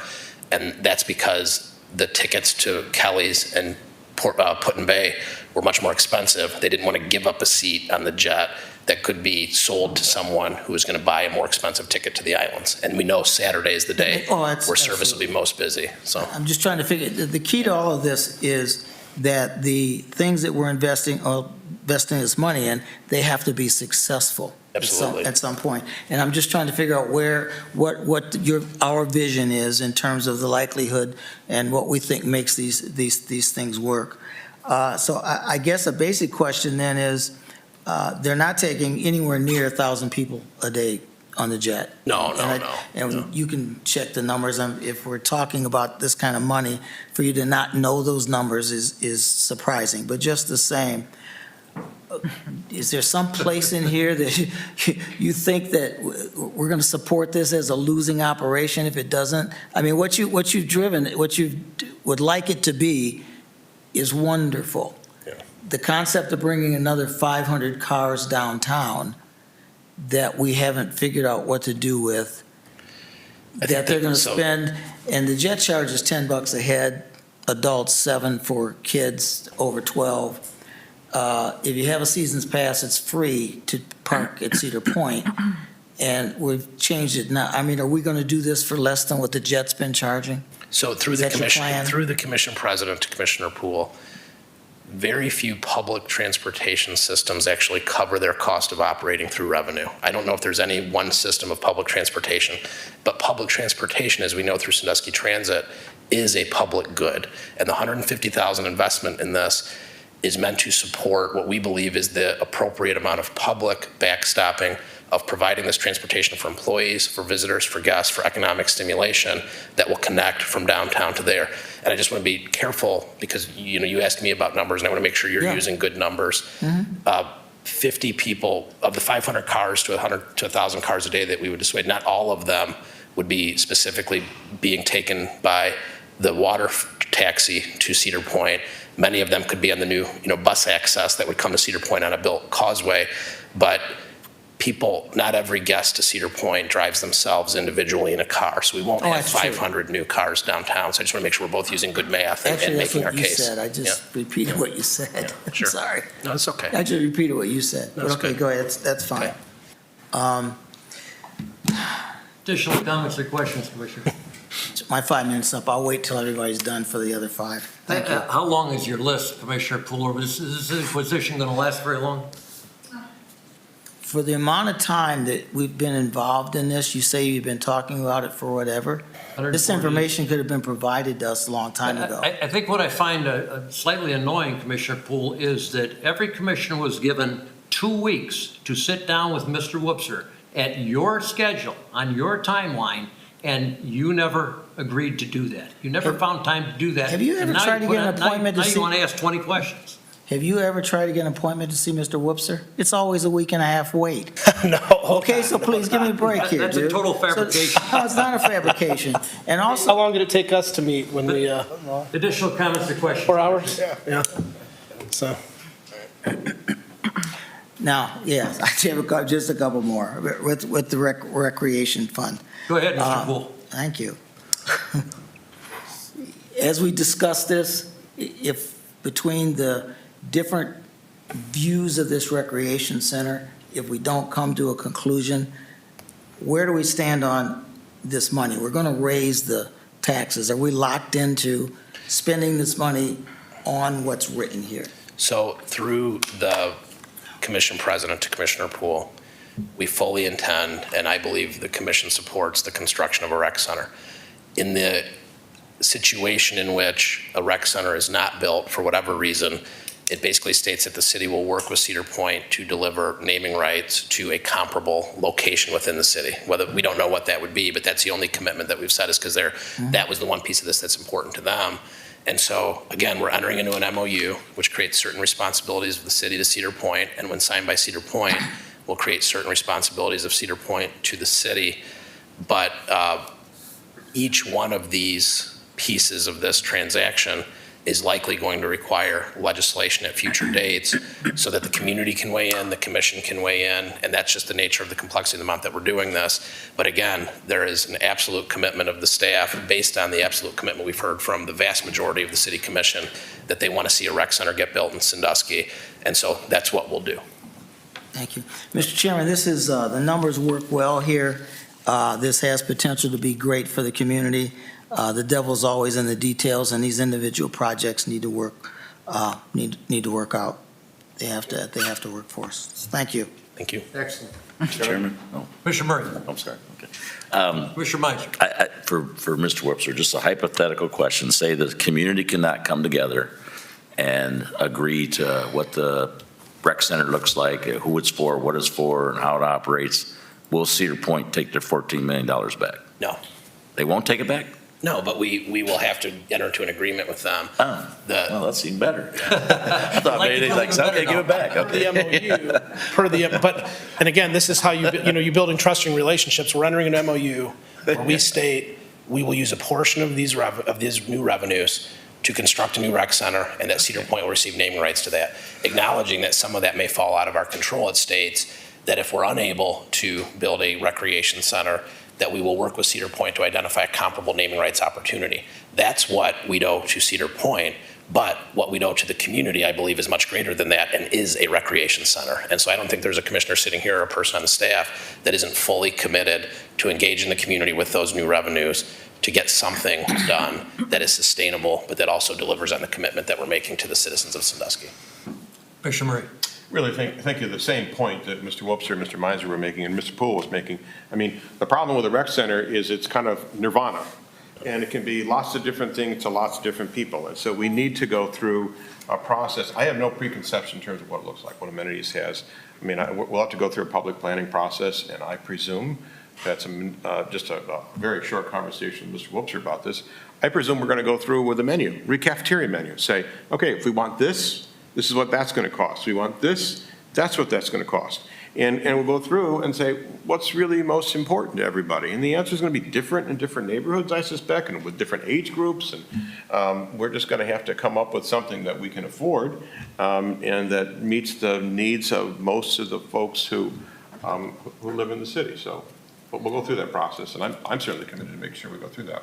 And through the commission president to Commissioner Murray, I had a previously scheduled catch up with the Men's Fellowship at the Erie County Senior Center at the corner of Meggs and East Water Street today. And it almost became an impromptu planning session for a community center. In which they were telling us exactly what they wanted to see in the center. And I told them, we'll be back more formally soon, but I guarantee there's a lot of ownership of what this should be in the community. And I know that we're really excited to begin that process exactly as you state. Mr. Wobster, we sent you to Cedar Point after an executive session on July the 11th, and you returned this deal to us actually on October the 11th, about 90 days. What took you so long? As exciting as this legislation is, we're probably getting pretty close to nearing the end of high-fiving each other. This commission, the 7 members of this commission will be credited with delivering $100 million to this community over the next 20 years. Without one dime of those dollars falling as a burden on taxpayers. That's huge.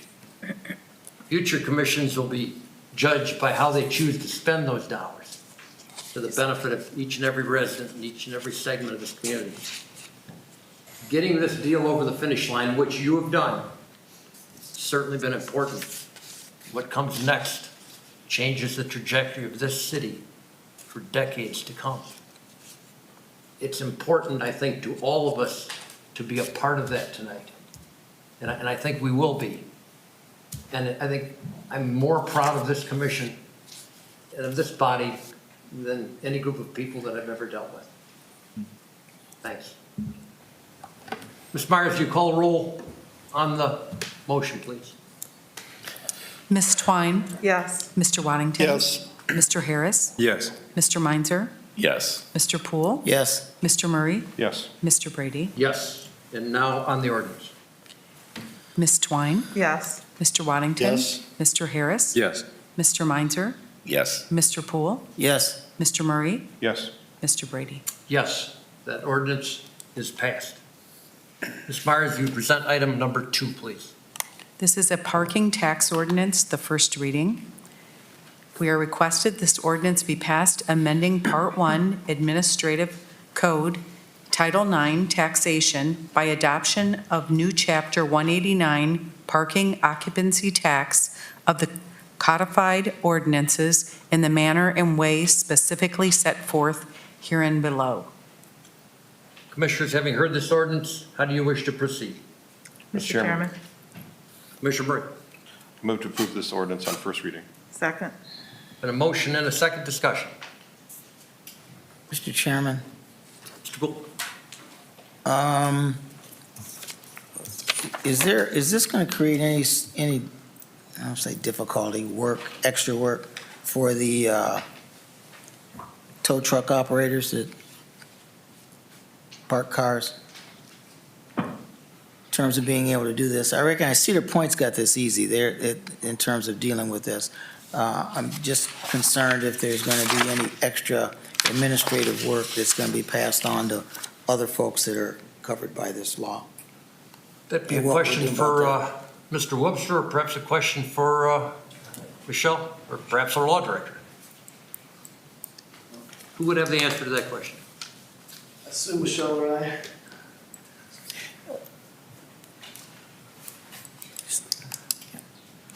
Yeah. What's the mechanics to get this done? And are we putting, is there a burden on these folks? I don't know what. Can you give us a little bit more specifics? For example, if you tow a car, and if he tows a car in and stores it for 3 days, it's covered under this, he's got to get a parking tax.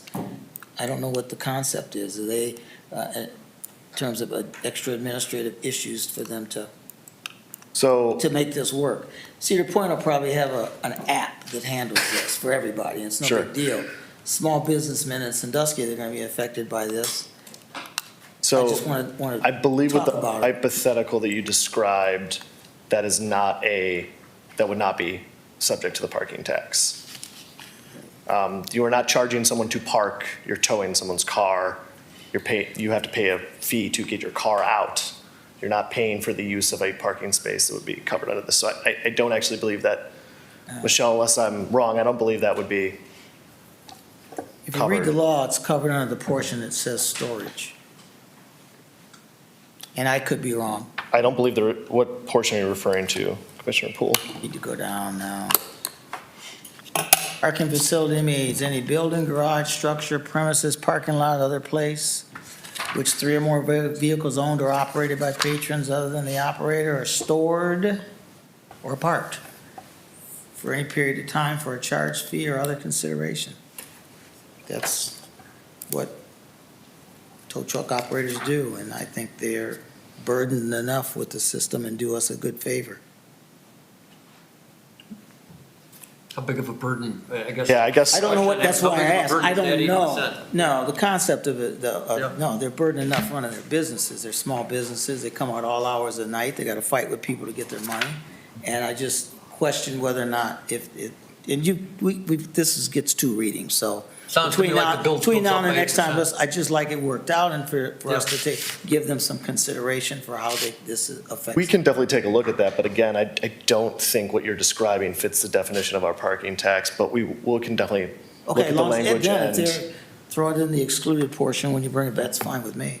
well, again, I don't think they're actually covered under the tax currently, but we can get a firm answer for Give you us on a thought that. Sure. Yeah, absolutely. Good. But generally speaking, the tax is meant to cover a charge for parking. So if you have a lot that has more than 3 spaces, it has to have at least 3 spaces. So you are a commercial operator of a parking lot, parking garage, parking storage facility, just because in case someone wants to get cute and not call their place a parking lot.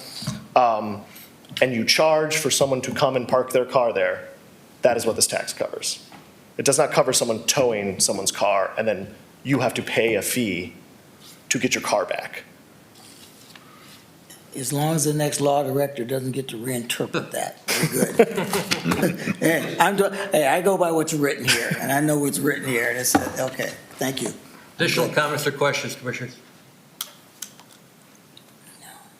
Ms. Myers, will you call the roll on the motion, please? Ms. Twine? Yes. Mr. Waddington? Yes. Mr. Harris? Yes. Mr. Meinzer? Yes. Mr. Poole? Yes. Mr. Murray? Yes. Mr. Brady? Yes. And now on the ordinance. Ms. Twine? Yes. Mr. Waddington? Yes. Mr. Harris? Yes. Mr. Meinzer? Yes. Mr. Poole? Yes. Mr. Brady? Yes. Mr. Murray? Yes. That ordinance passes on first reading. We'll be back in 2 weeks. Ms. Myers, will you present item number 3, please? This is the admissions tax ordinance, first reading. It's an ordinance to be passed amending Part 1 of the Administrative Code, Title 9 Taxation, Chapter 195 Admissions Tax of the codified ordinances in the manner and the way specifically set herein below. Commissioners, having heard this ordinance, how do you wish to proceed? Mr. Chairman, Commissioner Twine. I move for the adoption of this ordinance under the first reading. Second. On a motion and a second discussion.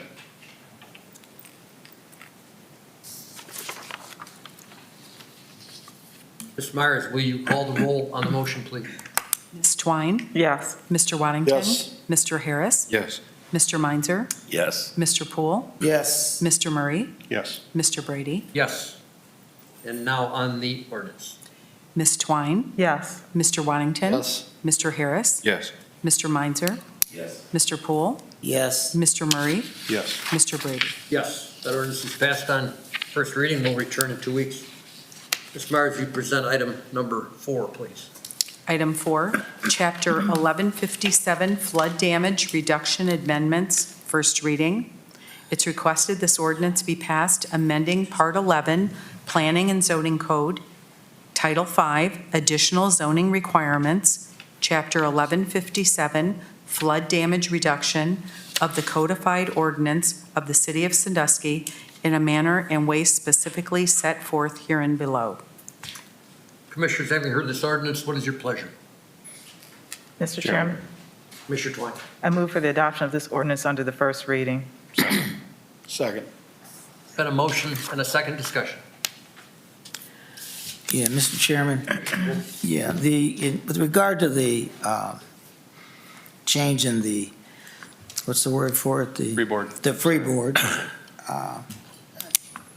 I listened to what everyone said. I recognize that I believe in 2008 that, or I should say, I believe that having the freeboard at 2 feet above was done to protect the unwary or risky, people willing to take risks that, of building in areas that were prone to flood. Ultimately, either the next owner afterwards, if once things flood, somebody ends up paying for it. Whether they walk away from it, the city's left paying for it.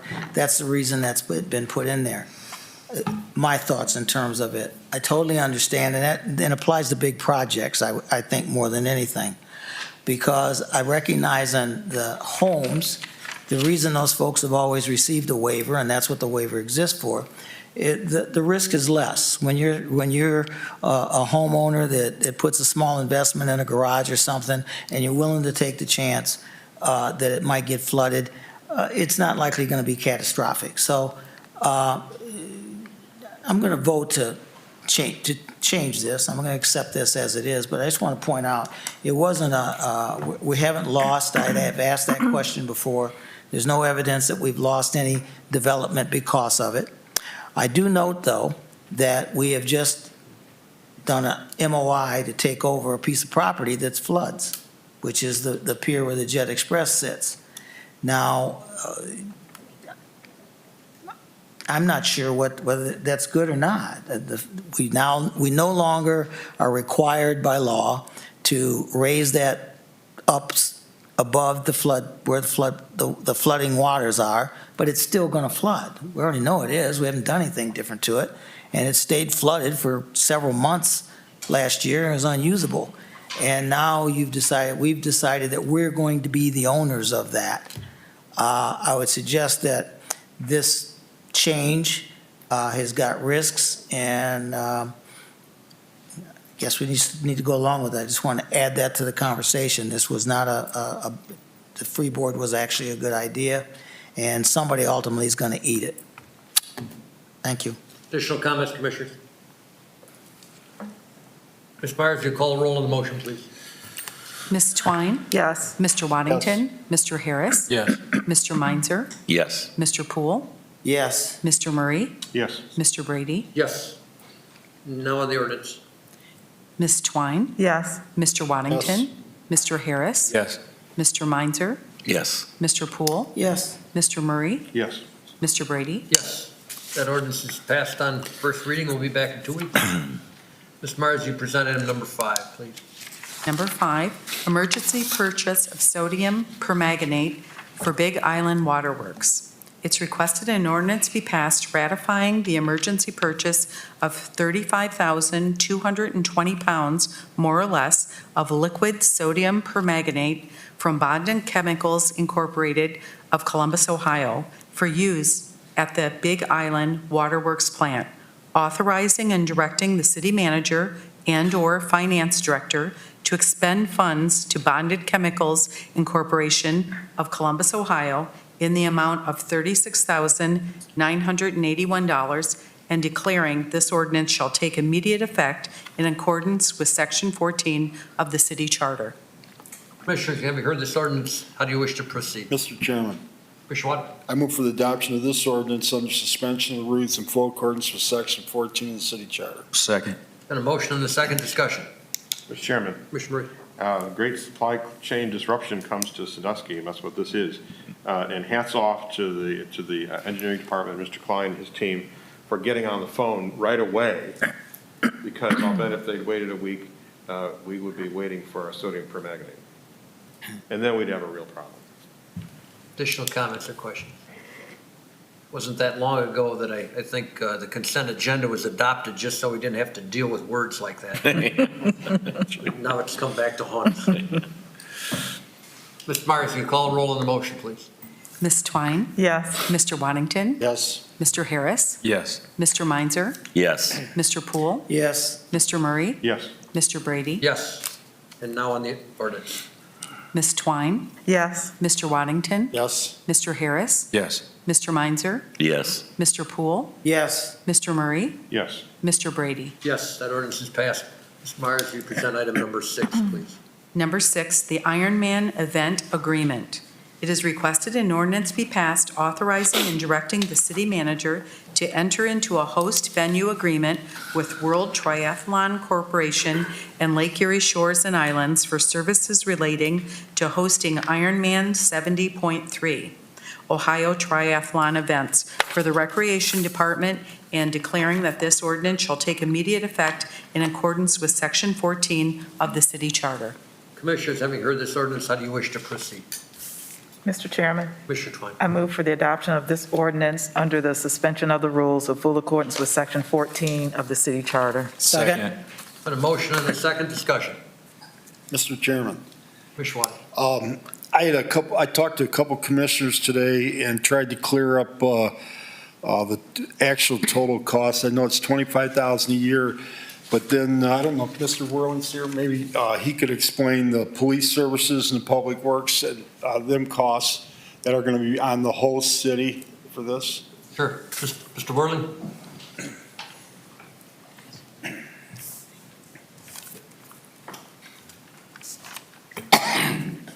Through you, Commission President, to Commissioner Waddington.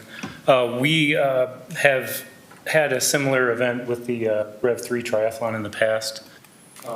That was a full triathlon, which is double what our 70.3 event is. And in conversations with Sheriff Sigsworth and with Safety Services and with that event, that lasted to typically a 12-hour event, the cost of services through like the Erie County Sheriff's Department for that event were in the $5,000 to $6,000 range for the services that at least the Erie County Sheriff provided for the Rev. In this case, we are partnering with Lake Erie Shores and Islands for this event, and the city will be, I guess, on the hook for any safety services needed within the city limits. And Shores and Islands is been great to partner with, as they're going to be handling any of the safety services that would be outside of the city. Say if the race is, the biking portion would be going into Erie County and Sandusky County, and then we would have the swim portion within the city and then have the running portion, which is 13.1 miles within the city or Perkins Township. So we don't foresee anything more than that, like $5,000 range for each of those services as far as the city would be on there for, because the event is only from, say, about 7 a.m. to 3 p.m. So it's a much shorter event, so we don't see the costs as much as what we maybe had for that Rev 3. Does that answer? Mr. Chairman, what about liability and then cleanup afterwards? Is that on us then too? Do we have to take a policy out for that, for incur any accidents? I believe it's a shared through us and the World Triathlon, the WTC, which is the host for Ironman. It is shared. The cleanup is something that is, we are working out with the Ironman folks. Typically, they pull the cones and those sort of things and the barricades. But we also have, there's a volunteer component to it where they actually have grants that they offer to their volunteer groups that come in. So they would offer up to $20,000 in grant funding to help with that cleanup post-race. Mr. Chairman? Bishop. This is incredible. I've been to Ironman events, and whatever minimal expense that we have to incur out of this is going to be I expect to be well worth it. If we do this very well and do it right, it'll draw the kind of people that are going to spend a lot of money here, give us we'll be known all over. TV coverage, if we do it right. And I can't say enough about Jason and the work that he's done with his staff for the last few years. Truly innovative, truly groundbreaking. The kinds of things that he's brought here are just so different. You know, what I've always said, the most important thing is we need to do wow, not just get by. And this is truly a wow, and hopefully the community will get behind this. I think by the third year, the benefits from this, the county and the townships and all these folks, we should be able to bring them online to help pay for whatever expenses go along with this, because the entire area is going to benefit for this, just like they did from Bike Week. So, Mr. Whirling, I read somewhere in Great job. the literature you provided us a number that I think reflects exactly what Commissioner Poole's talking about. It seemed to me it was in the millions of dollars, the economic benefit to the host city. For a 70.3 event, they propose, in the proposal that they sent to us, the Ironman folks sent, is a $11 million estimate. And I mean, even half of that, if we could half that, yeah, it'd be great. Excellent. Additional comments, questions, Commissioner? Chairman, Commissioner Murray. I had to think about, this is one of the ones I just had to think about a little bit before I could tell whether it made sense. And I completely agree with Mr. Poole on two things in particular. One, when we got back on our feet after 2014, one of the first green shoots was our rec department, Mr. Whirling in particular. We started doing things that we had not done in many years, and then we started doing all sorts of things that we'd never done before, and most communities aren't doing. So that's really awesome, and thank you for what you bring to the city and for our youth and for adults. I mean, it's just really a lot. And the second thing I had to think about was whether or not the investment made sense. And when I saw the estimates of how much money it brought in for the year, it's for the year, I'm understanding that. But we will get more than our fair share of that piece. And the other thing, I think Mr. Poole began to allude to this, is that we then bring all these folks into our community who take a look. And we're always needing more people to move here and to bring their families here. And so I think that's a great opportunity for us to showcase the city. So great, thank you, I support this. Mr. Chairman. Commissioner I just, when this came up, I talked to Dave, because Dave's on the rec board, and I should preface with Dave and I both agree that you're a good hire, and I've worked with you my whole life, and you work from dusk to dawn, or dawn to dusk, I should say. Yeah. So, but this puts Sandusky on the map, and my son's participating in Ironman. I agree with Mr. Poole and Mr. Murray. I think that it just draws a lot of attention, potentially could get bigger, And I know it didn't go into the rec board because it was secret, because we were drawn from Delaware, Ohio. So we're going to be the premier spot in the state of Ohio for this race. So we took it away from Delaware tonight. If we vote for this, yes. But I'm going to vote yes just for that. Miser's vindictive. What? Miser's vindictive. Got to win some. Additional comments. Give him an entry form. This is programming. You know, we talked earlier about programming in relation to the State Theater. This is programming of a different kind. You certainly, literally and figuratively, are raising the bar. And those people will be raising the bar. So this is, I think it's a big win for the city too. Thanks for putting this together. Definitely have to put a thanks to the Shores and Islands too for, Ironman went to them first and. Another partnership. Yeah. Ms. Myers, will you poll the commission on the motion, please? Yes. Ms. Twine? Yes. Mr. Waddington? Yes. Mr. Harris? Yes. Mr. Meinzer? Yes. Mr. Poole? Yes. Mr. Murray? Yes. Mr. Brady? Yes. And now on the ordinance. Ms. Twine? Yes. Mr. Waddington? Yes. Mr. Harris? Mr. Meinzer? Yes. Mr. Poole? Yes. Mr. Murray? Yes. Mr. Brady? Yes, that ordinance is passed. Ms. Myers, you present item number 7, please. Item 7, payment to GenMet Construction for services related to CHIP program. We are requesting an ordinance be passed authorizing and directing the city manager and/or finance director to make payment to GenMet Construction, LLCC, of Lorraine, Ohio, for services related to the Community Housing Impact and Preservation CHIP program, and declaring that this ordinance shall take immediate effect in accordance with Section 14 of the city charter. Commissioners, having heard this ordinance, how do you wish to proceed? Mr. Chairman, Commissioner Fox. I move for the adoption of this ordinance under the suspension of the rules in full accordance with Section 14 of the city charter. Second. Been a motion and a second discussion. Chairman, Commissioner, I had the same question that was raised earlier tonight about this and whether this was all going to one home, because that didn't seem to make any sense to me. And I understand that it's not the case, but I'm wondering if Mr. Holliday is available to address the question about how these funds are expended and what they go toward.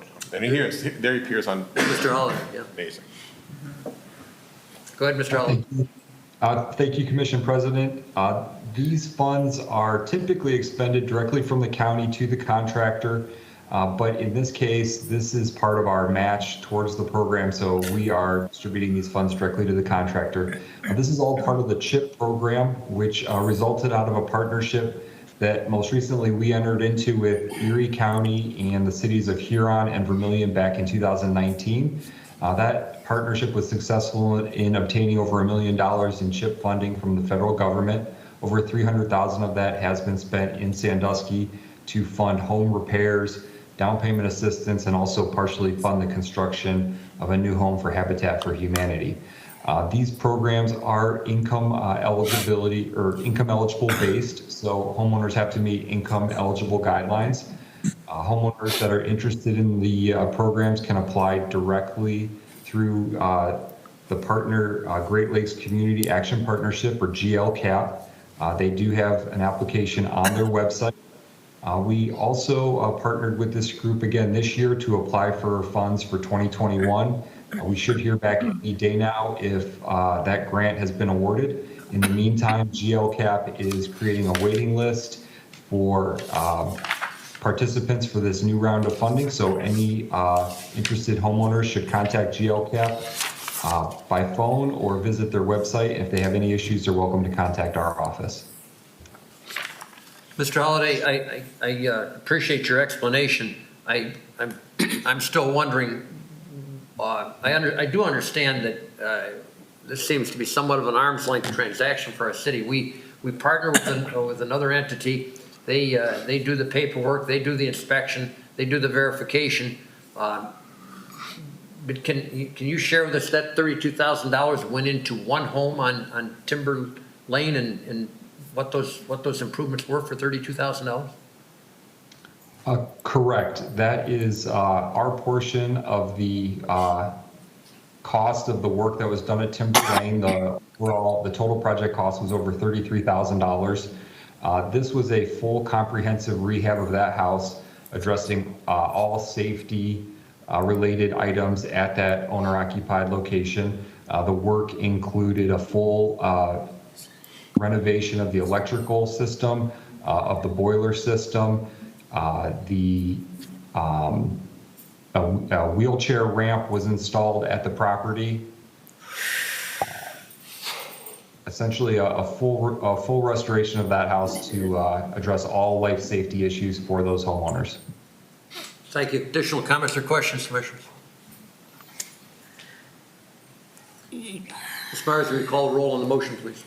Yes. Ms. Twine? Yes. Mr. Waddington? Yes. Mr. Harris? Yes. Mr. Meinzer? Yes. Mr. Poole? Yes. Mr. Murray? Yes. Mr. Brady? Yes. And now on the ordinance. Ms. Twine? Yes. Mr. Waddington? Yes. Mr. Harris? Yes. Mr. Meinzer? Yes. Mr. Poole? Yes. Mr. Murray? Yes. Mr. Brady? Yes, that ordinance is passed. Ms. Myers, will you present item number 8, please? Item 8 is a natural gas aggregation agreement with Constellation.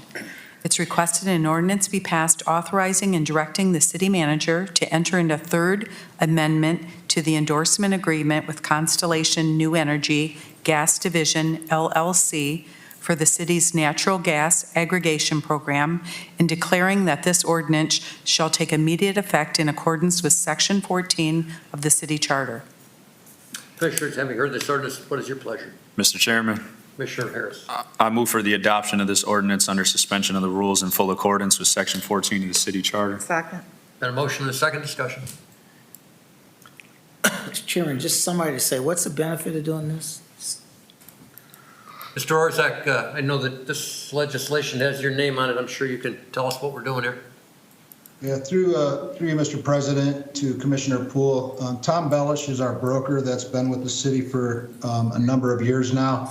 He is in the audience and will be able to answer some specific questions. We appreciate him coming and sitting through the meeting. Good way to turf that off, Mr. Orzak. Welcome. Yes, thank you for your time. Tom Bellish, president of Buckeye Energy Brokers. A couple years ago, we did locked in the city's own electric accounts in a long-term agreement. And then last year, we did the electric aggregation in a long-term agreement. Now, commodity prices have gone up. I think we heard earlier tonight how lumber prices went up. Well, natural gas prices have gone up as well. And so I want to do something creative to help lower everyone's bill. So the upcoming winter is expensive. So what we'll do, we'll start a fixed price in April. So we'll set that on the market price hopefully soon. It's a December start, so we're kind of running out of time. We do need to have this passed so that we can start in December and meet the deadline. So we want a fixed price starting in April, so that carves out the summer. It carves out the winter. So what we'll do in the winter is what it'll be, it'll be a 7 cents per CCF guaranteed savings over Columbia Gas. So if a typical user uses about 200 CCF each winter month, they'll save, it'll be a $14 savings per month. So for the 4 months, it'll be $56. So no one needs to be with Columbia Gas this winter. They should be in the city's program, save about $56. And then we have a lower price after that. So this program is guaranteed to save residents. If there is something where someone doesn't like it, they can opt out for free anytime. But it is an opt-in program. So if you want to join, you have to call the number to join. If you're already in it, you automatically get the new rate for the winter. So you get the guaranteed savings this winter versus Columbia Gas, and then you'll get the fixed price starting in April. And we'll set that based on prices, the time of the contract, hopefully sometime soon. So that's So how we've got. you're using Columbia Gas as a benchmark in making the obligation that no matter where Columbia Gas goes with a number, you're going to be 7 cents lower. Yeah, that's correct, because we know what they add. Yeah. They add about 17 cents a CCF, and this is about 10 cents or so. So that's the 7-cent savings per CCF, where the typical customer uses about 200. And so we had, typically in the past, we've done a fixed price. It's simpler, and I certainly prefer it. But this winter with prices, I hate to lock into a long-term fixed rate at a high rate, and then they drop, and we're not really doing anybody any favors in that case. Questions or comments, Commissioners? Mr. Chairman. Mr. Murray. The only thing I'll say is my wife is very fastidious about comparing things. Every couple of years, she gets out we get all these mailers for what the cost of electricity is and what the cost of gas is, and she gets all this out. And I said, look, just go with the city's gas and electric aggregation programs. They're always better. She gets it all done. She goes, I hate it when you're right. So it usually works out for the better. So for the best. Good point. Mr. Chairman. Commissioner You know, I used to get a lot of questions about this as well, but basically what it is now is the city's negotiated with a firm that is going to provide a variable rate on natural gas, where commodities aren't predictable over the winter. In the past, they always negotiated a fixed rate. So we don't know what it's going to be, but we know it's going to be a little cheaper than Columbia Gas, right? That's correct. That's the upside as that. And we've seen these peaks. These things happen in the natural gas market. It's pretty common. Then supply catches up. They last 2 to 4 months, so we don't even, we think this will be over. This peak will be over before the bulk of winter hits, and then the savings will happen. It'd be even better as prices drop back. Additional comments, questions, Commissioner? Mr. Chairman, Commissioner Poole. what's the process for signing up or accessing this? I'm not even sure who provides my gas. I thought I signed up for whatever the city one. What's it say on my gas bill, so I don't know if I'm already connected? Okay. How do I know? Yeah, so at the top of the bill, it does say your supplier name right at the top, and then down below where it has the rate, it also has the supplier name down there as well. Okay. Columbia Gas did add that. Is it recently. Buckeye? Is that who it is? No, it should say Constellation So it's Energy. a Constellation, okay. Yeah, and to join, just call Constellation Energy, their phone number, and they'll be happy to get you enrolled. For folks that are not enrolled yet, you can send them something? Yeah, so we Does need to everybody send those want- letters. Yeah, that's Just send why those it's important to get this passed right away, so we can build that mailing list and finalize the letters with the administration and get those out to all the residents. Okay. Mr. Chairman. Thank you. It was my recollection that these programs were opt-out programs, and so I think everyone's included unless they specifically opt out. If you're not, it just said if you're not in, though, you got to get in. Well, right, Yeah. but if you've Yeah. already opted out Right. at some point in time, Yeah, then you but gotta- otherwise, you're in. Yeah. Okay. So we did, for the electric is opt-out, and the natural gas is an opt-in style. So it is different. Why? No. That's part of So we never put it on the ballot. So it's got to be required on the ballot. I think in 2000 or 2001, the city put it on the ballot and passed it for electric, and gas wasn't available at the time. And then as it became available to do opt-out, I don't think the city just put it on the ballot. So we've done it this way. It's really not that much different, because once you're in, then you get renewed automatically. So you'd have to opt out the second term. So in the long run, both programs behave fairly similarly. Well, Mr. Chairman, if I may. Go ahead. Ms. Reeder, if at some point in time you could give us some estimates of maybe working with Constellation, figure out what percentage of the population or households are not in the program, figure out what the savings would be, and give us some feedback on that. I think if we have the opportunity to make this an opt-out program at some point in the future, we really ought to consider that, because I think it would save the citizens a lot of money. It's a lot easier. Yeah. It costs a couple dollars, obviously, to put an issue on the ballot, but I think it'll be well worth it, especially if you do it in a crowded year with a lot of other issues that reduces our average cost. Excellent. Additional comments, Commissioner? Myers, will you call a roll on the motion, please? Ms. Twine? Yes. Mr. Waddington? Yes. Mr. Harris? Yes. Mr. Meinzer? Yes. Mr. Poole? Yes. Mr. Murray? Yes. Mr. Brady? Yes. Now on the ordinance? Ms. Twine? Yes. Mr. Waddington? Yes. Mr. Harris? Yes. Mr. Meinzer? Yes. Mr. Poole? Yes. Mr. Murray? Yes. Mr. Brady? Yes. That ordinance is passed. Myers, you present item number 9, please. This is for a fire department pumper purchase. It's requesting an ordinance be passed authorizing and directing the city manager to enter into an agreement for the purchase of a 2022 Suffin heavy-duty pumper with custom Suffin Monarch chassis through the State of Ohio Department of Administrative Services Cooperative Purchasing Program from Suffolk Corporation of Dublin, Ohio, and declaring that this ordinance shall take immediate effect in accordance with Section 14 of the city charter. Commissioners, having heard this ordinance, what is your pleasure? Mr. Chairman, Mr. Waddington. I move for the adoption of this ordinance under suspension of the rules in full accordance with Section 14 of the city charter. Second. Got a motion and a second discussion.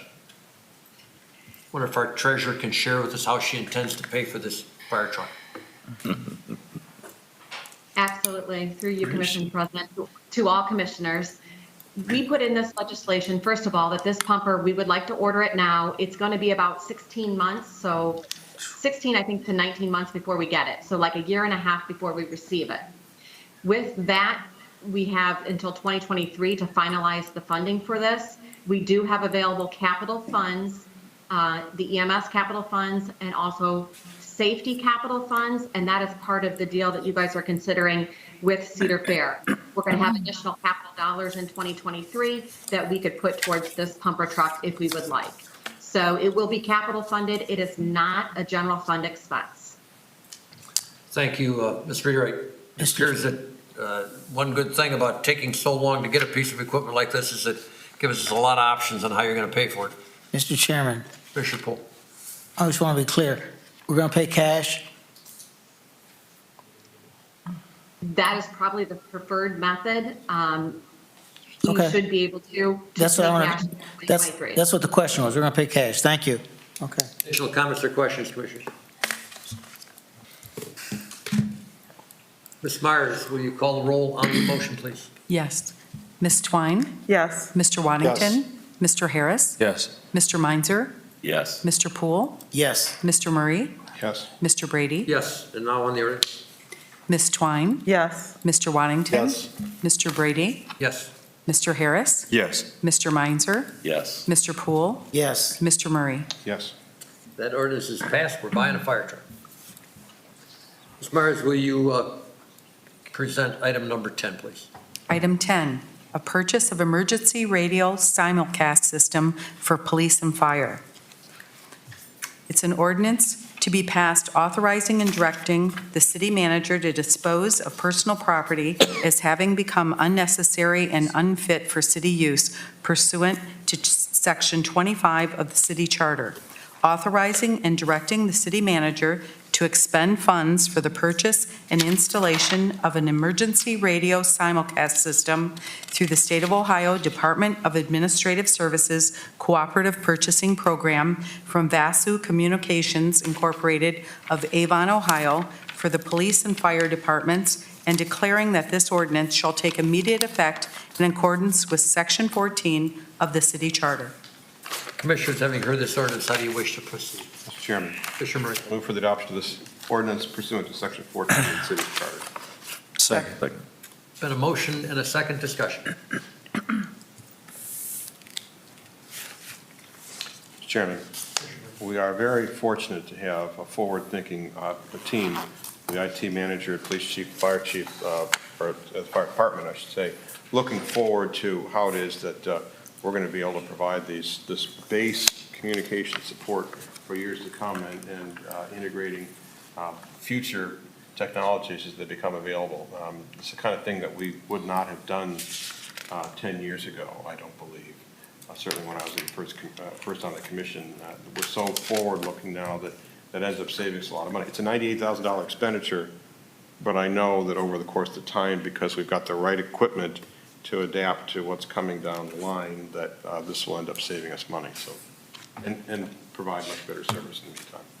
Additional comments, questions, Commissioner? Ms. Myers, you call the roll on the motion, please.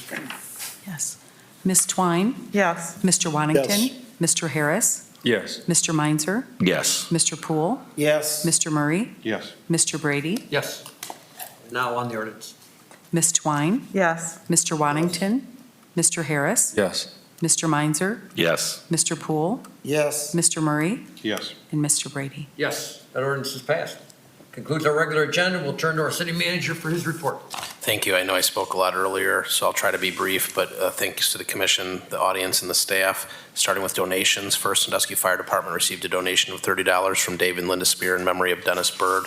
I'd like to ask for a motion for that donation to be accepted. So moved. A motion and a second discussion. Objection, motion be approved. Hearing no objection, the motion is approved with our thanks. Thank you to the Merrick-Ground Museum and Barnes Nursery for the coordination and donation of the tree that will illuminate Shade Mylander Plaza throughout the holidays. The tree will arrive downtown during the first week in November. I'd like to thank them and ask for a motion to approve their donation. So moved. Second. A motion and a second discussion.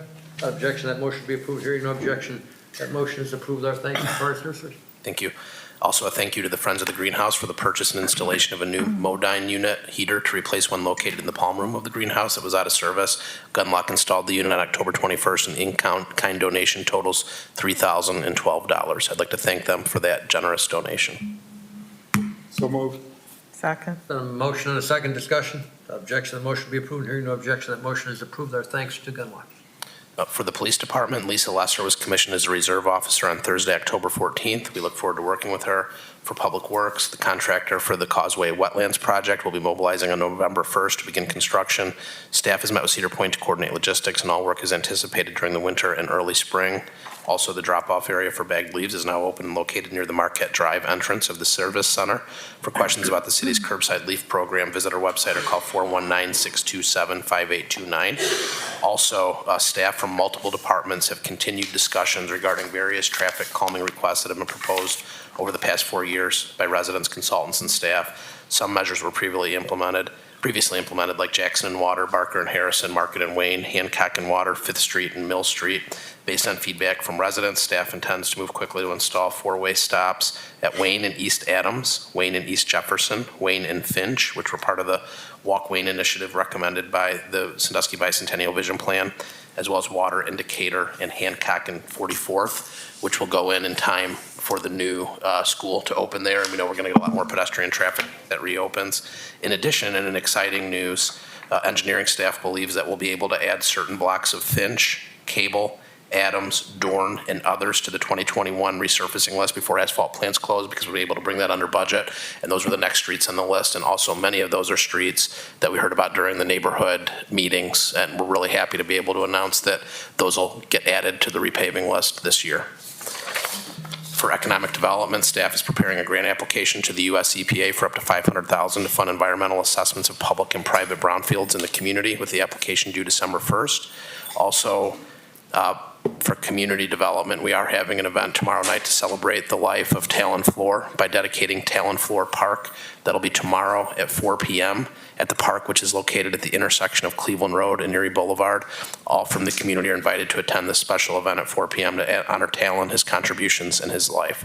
For the planning department, requests for qualifications for Columbus Ave and the South Side plans are due October 22nd. Staff expects to make recommendations to award contracts to the selected contractors in December. We have an arts and culture meeting scheduled for Tuesday, November 16th at 5:15. Landmarks Commission for Wednesday, October 27th at 7. Board of Zoning Appeals for November 24th at 4:30. And Planning Commission for October 27th at 5 p.m. Finally, for recreation, we'd like to remind city residents of this week's Halloween events. The 10th Annual Witches Walk will be Wednesday, October 27th from 5 to 10 p.m. Proceeds benefiting Meals on Wheels and Sandusky Rec Summer Youth Program. Cedar Point Trick or Treat will be the same night from 6 to 8 p.m. The 15th Annual Downtown Sandusky Trick or Treat will be Saturday, October 30th from 11 a.m. to 1 p.m.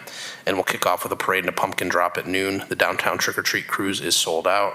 And finally, the citywide trick or treat will be Sunday, October 31st from 5 to 7:30 p.m.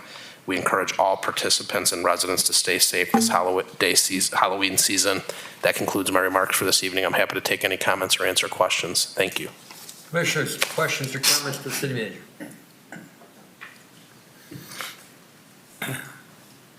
Items of old business. Any items of old business, commissioners?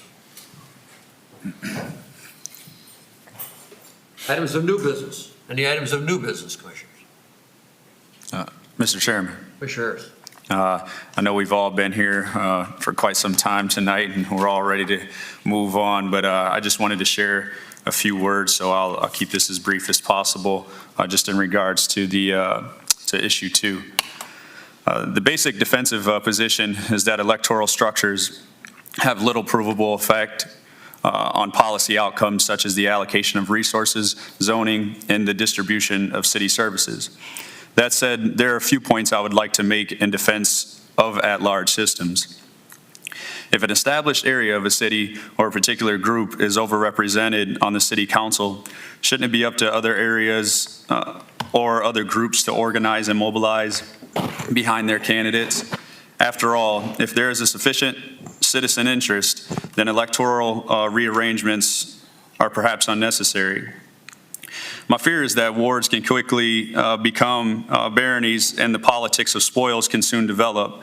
In other words, the parochialism of district-based council members may prevent a view of the city's interest as a whole.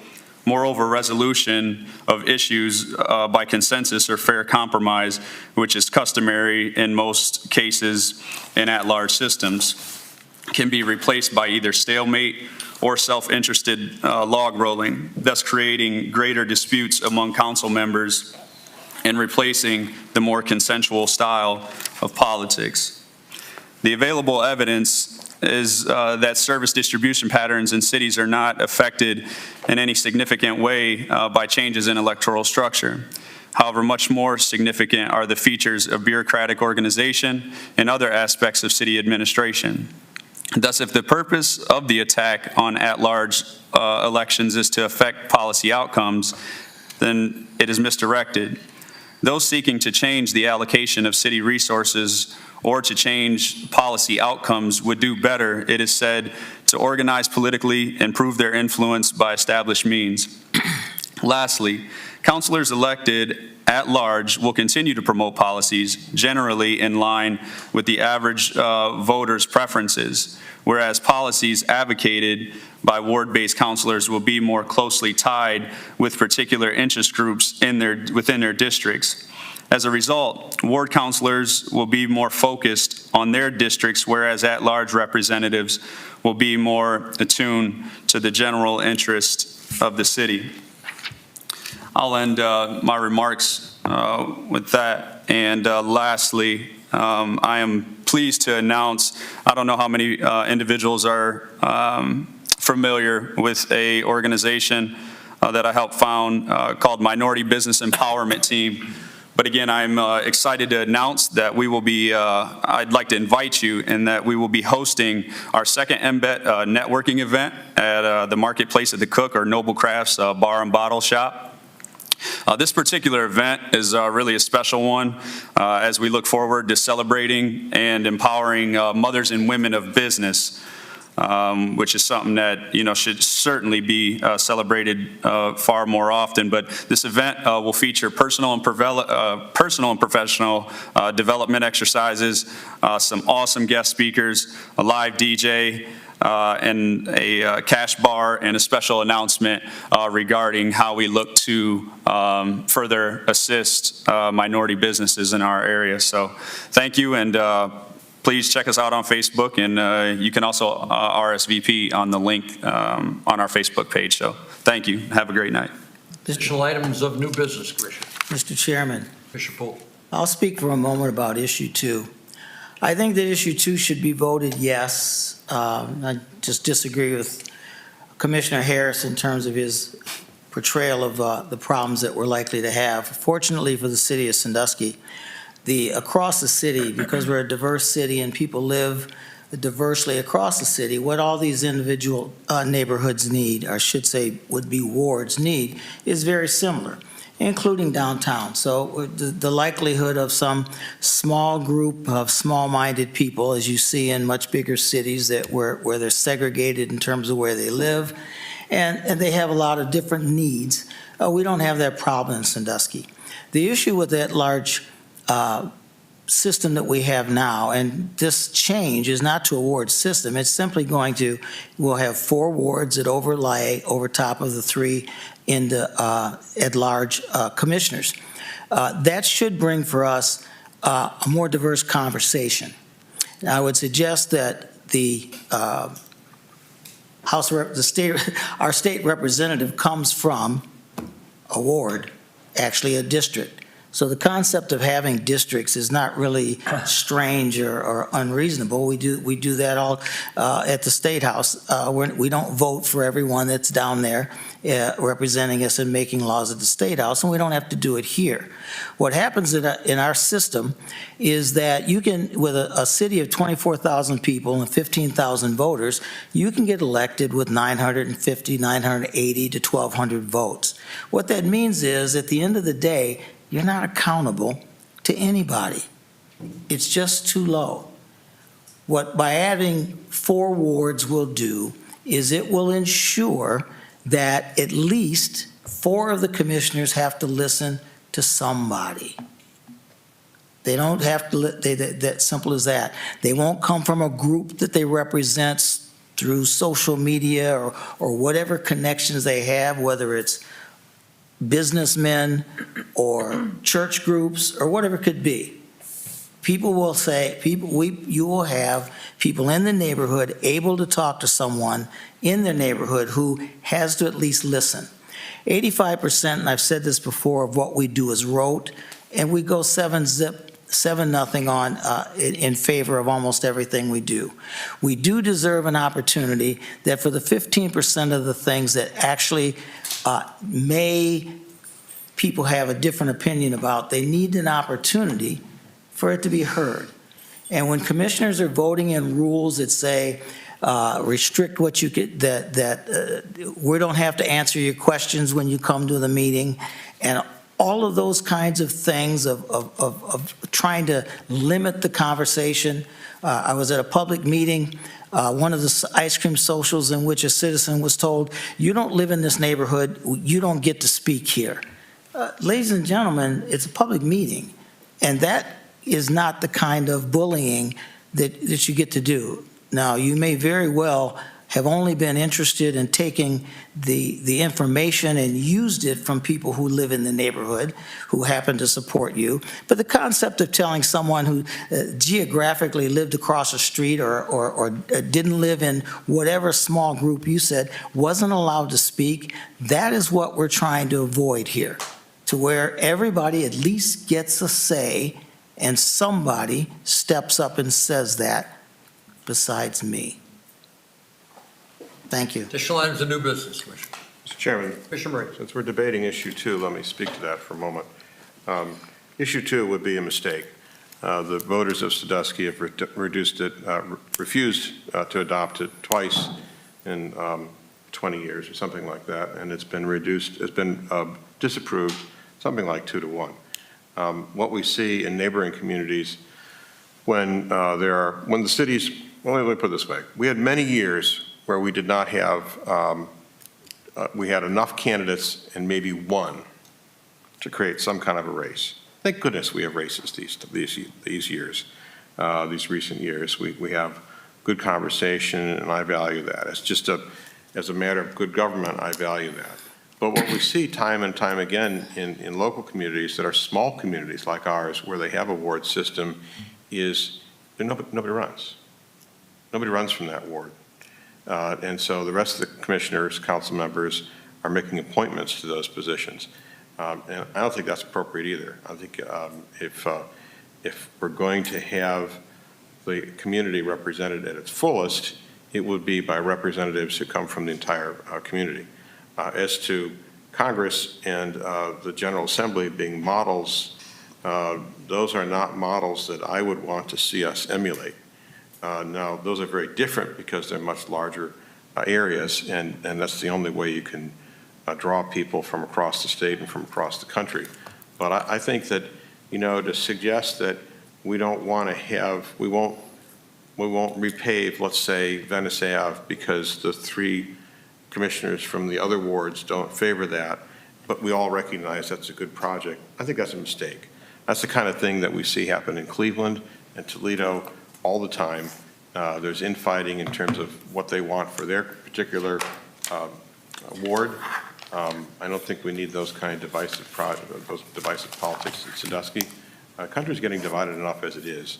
I don't think we need to divide ourselves up into wards, so I would recommend a vote against issue 2. Additional items of new business, Commissioner. Mr. Chairman, Sure. just one last thing. I just want to say, since I've been elected, where I come from has never left me. So whether I live whether I live downtown behind a gate, or I sit in this seat here, I never forgot where I came from. Therefore, as I began this whole process, I like to think I represent far more than one group. So, and I think I put that on display each and every time I sit down in this seat, and as well as through my efforts out within the community. So that's it.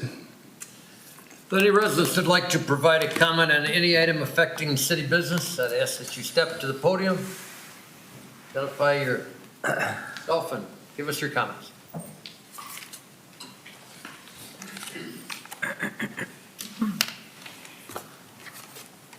Melvin Smith, I'm a crossing guard at the corner of Mills and Pierce. Cars are running the stop sign left and right. I almost got hit twice, and so did a student. They need a police cruiser there at all times. Now, I don't know what else I can do. I have told the principal about it, and she's about to take it to the next city commission meeting. Well, half the time, people don't want to listen. I mean, they're speeding through the school zone. It's only 25 miles per hour. And they're doing at least 30, 35. They need a cop there at all times, from when the school starts until the school ends. We'll pass that comment on to Chief Oliver. Thank you. Thank you. Any residents with comments on any item affecting city business?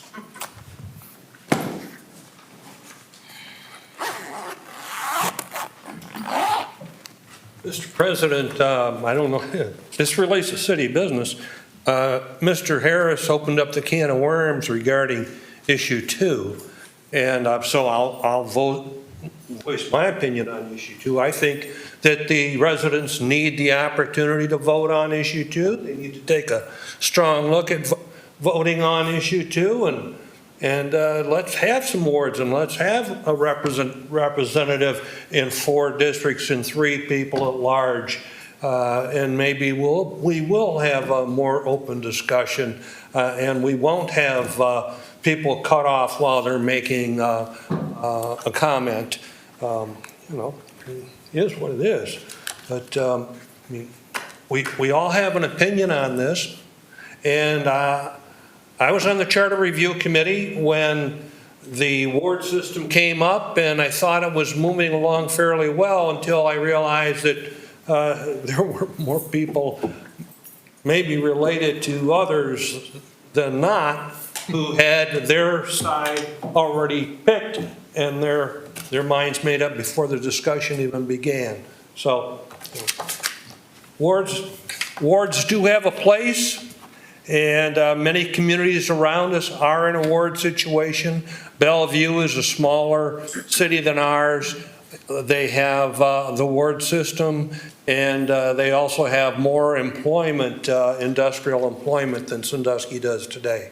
We've let our industry go by the wayside and have chosen to be in the recreational business. Recreational business is a good thing. Cedar Point is a great neighbor, a great partner for the city, but you can't keep putting all of your eggs in that one basket.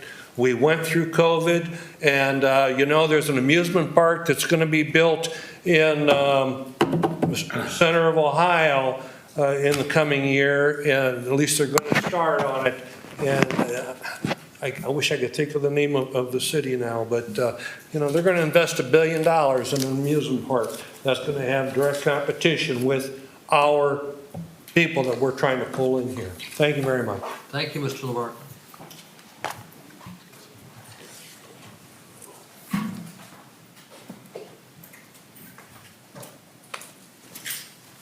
I had no intention of extending this meeting until you spoke up there, but when you say that it's never passed, it did pass 1973 November. The existing commissioners and businessmen then brought a whole new initiative in the May primary of 74, and they worded it in such a way that the public didn't understand what they were voting for, and they got it through. So they went from the lowest vote turnout in November of 73 to an even lower one in May of 74, and erased it before they could even make the lines for it.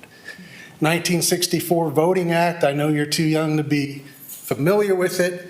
Maybe you went over it in the school system, but at-large systems were frowned upon, specifically for minority groups. It was used in the South to keep them from having a voice. Here in this city, we have 3 people living on the water. We've got nobody, I think you're the farthest west, at Columbus Avenue. I live on Hayes. Pardon? I live on Hayes. Hayes Avenue. And there is no center of town, south of town, west of town representation. So we already know it's like we have a commission candidate who was recruited by sitting commissioners. So it's not an open program. Wards will make it open. The biggest weakness of this city is the government allows no debate. No good government can exist without debate.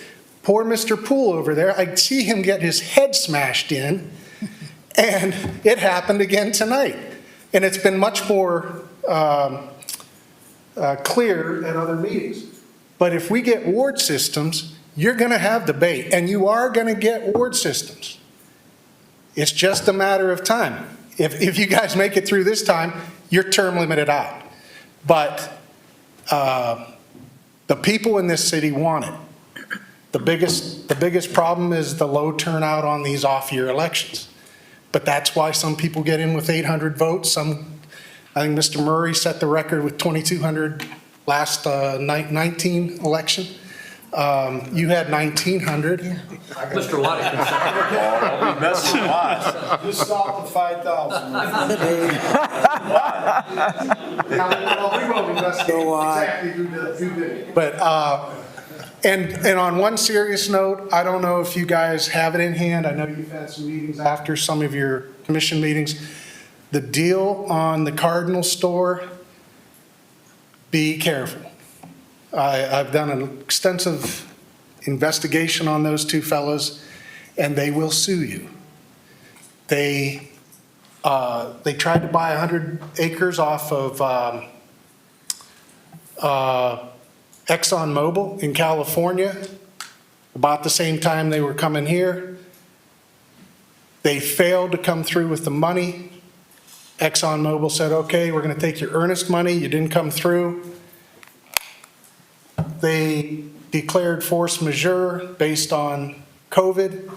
The original purchase price was $4.2 million. They sued ExxonMobil for almost $9 million. They tied them up in court. It got put aside to mediation. I don't know how much money's going to end up exchanging. We're in a similar situation here. They've already ripped us off for $9,000. We have $139,620 in an account just sitting there. They're going to be coming for that. They haven't touched the property in 2 years. And their plan is to split that up kind of like the bottom of marketplace. And you can buy into your stall for $25,000 to $50,000, and then you're going to pay them rent based on your sales. It's not going to fly there. It was never really a valid business plan. But now that they've got the city on the line, I wouldn't give them a dime. We already have. But be careful, because they don't hesitate to sue. And then that, by the time you get out of that, it's going to cost you more than what they pay for the darn building. So I can give you packets if you want them, probably in the next 2 weeks.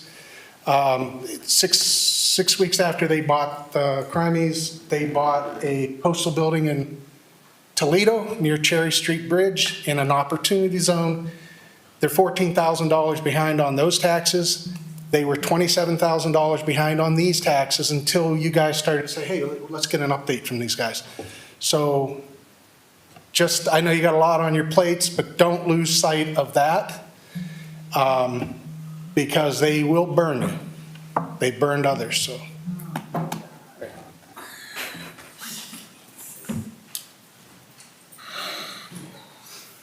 If there's no additional comments, I'll entertain a motion to adjourn. So moved. You're adjourned. Congratulations.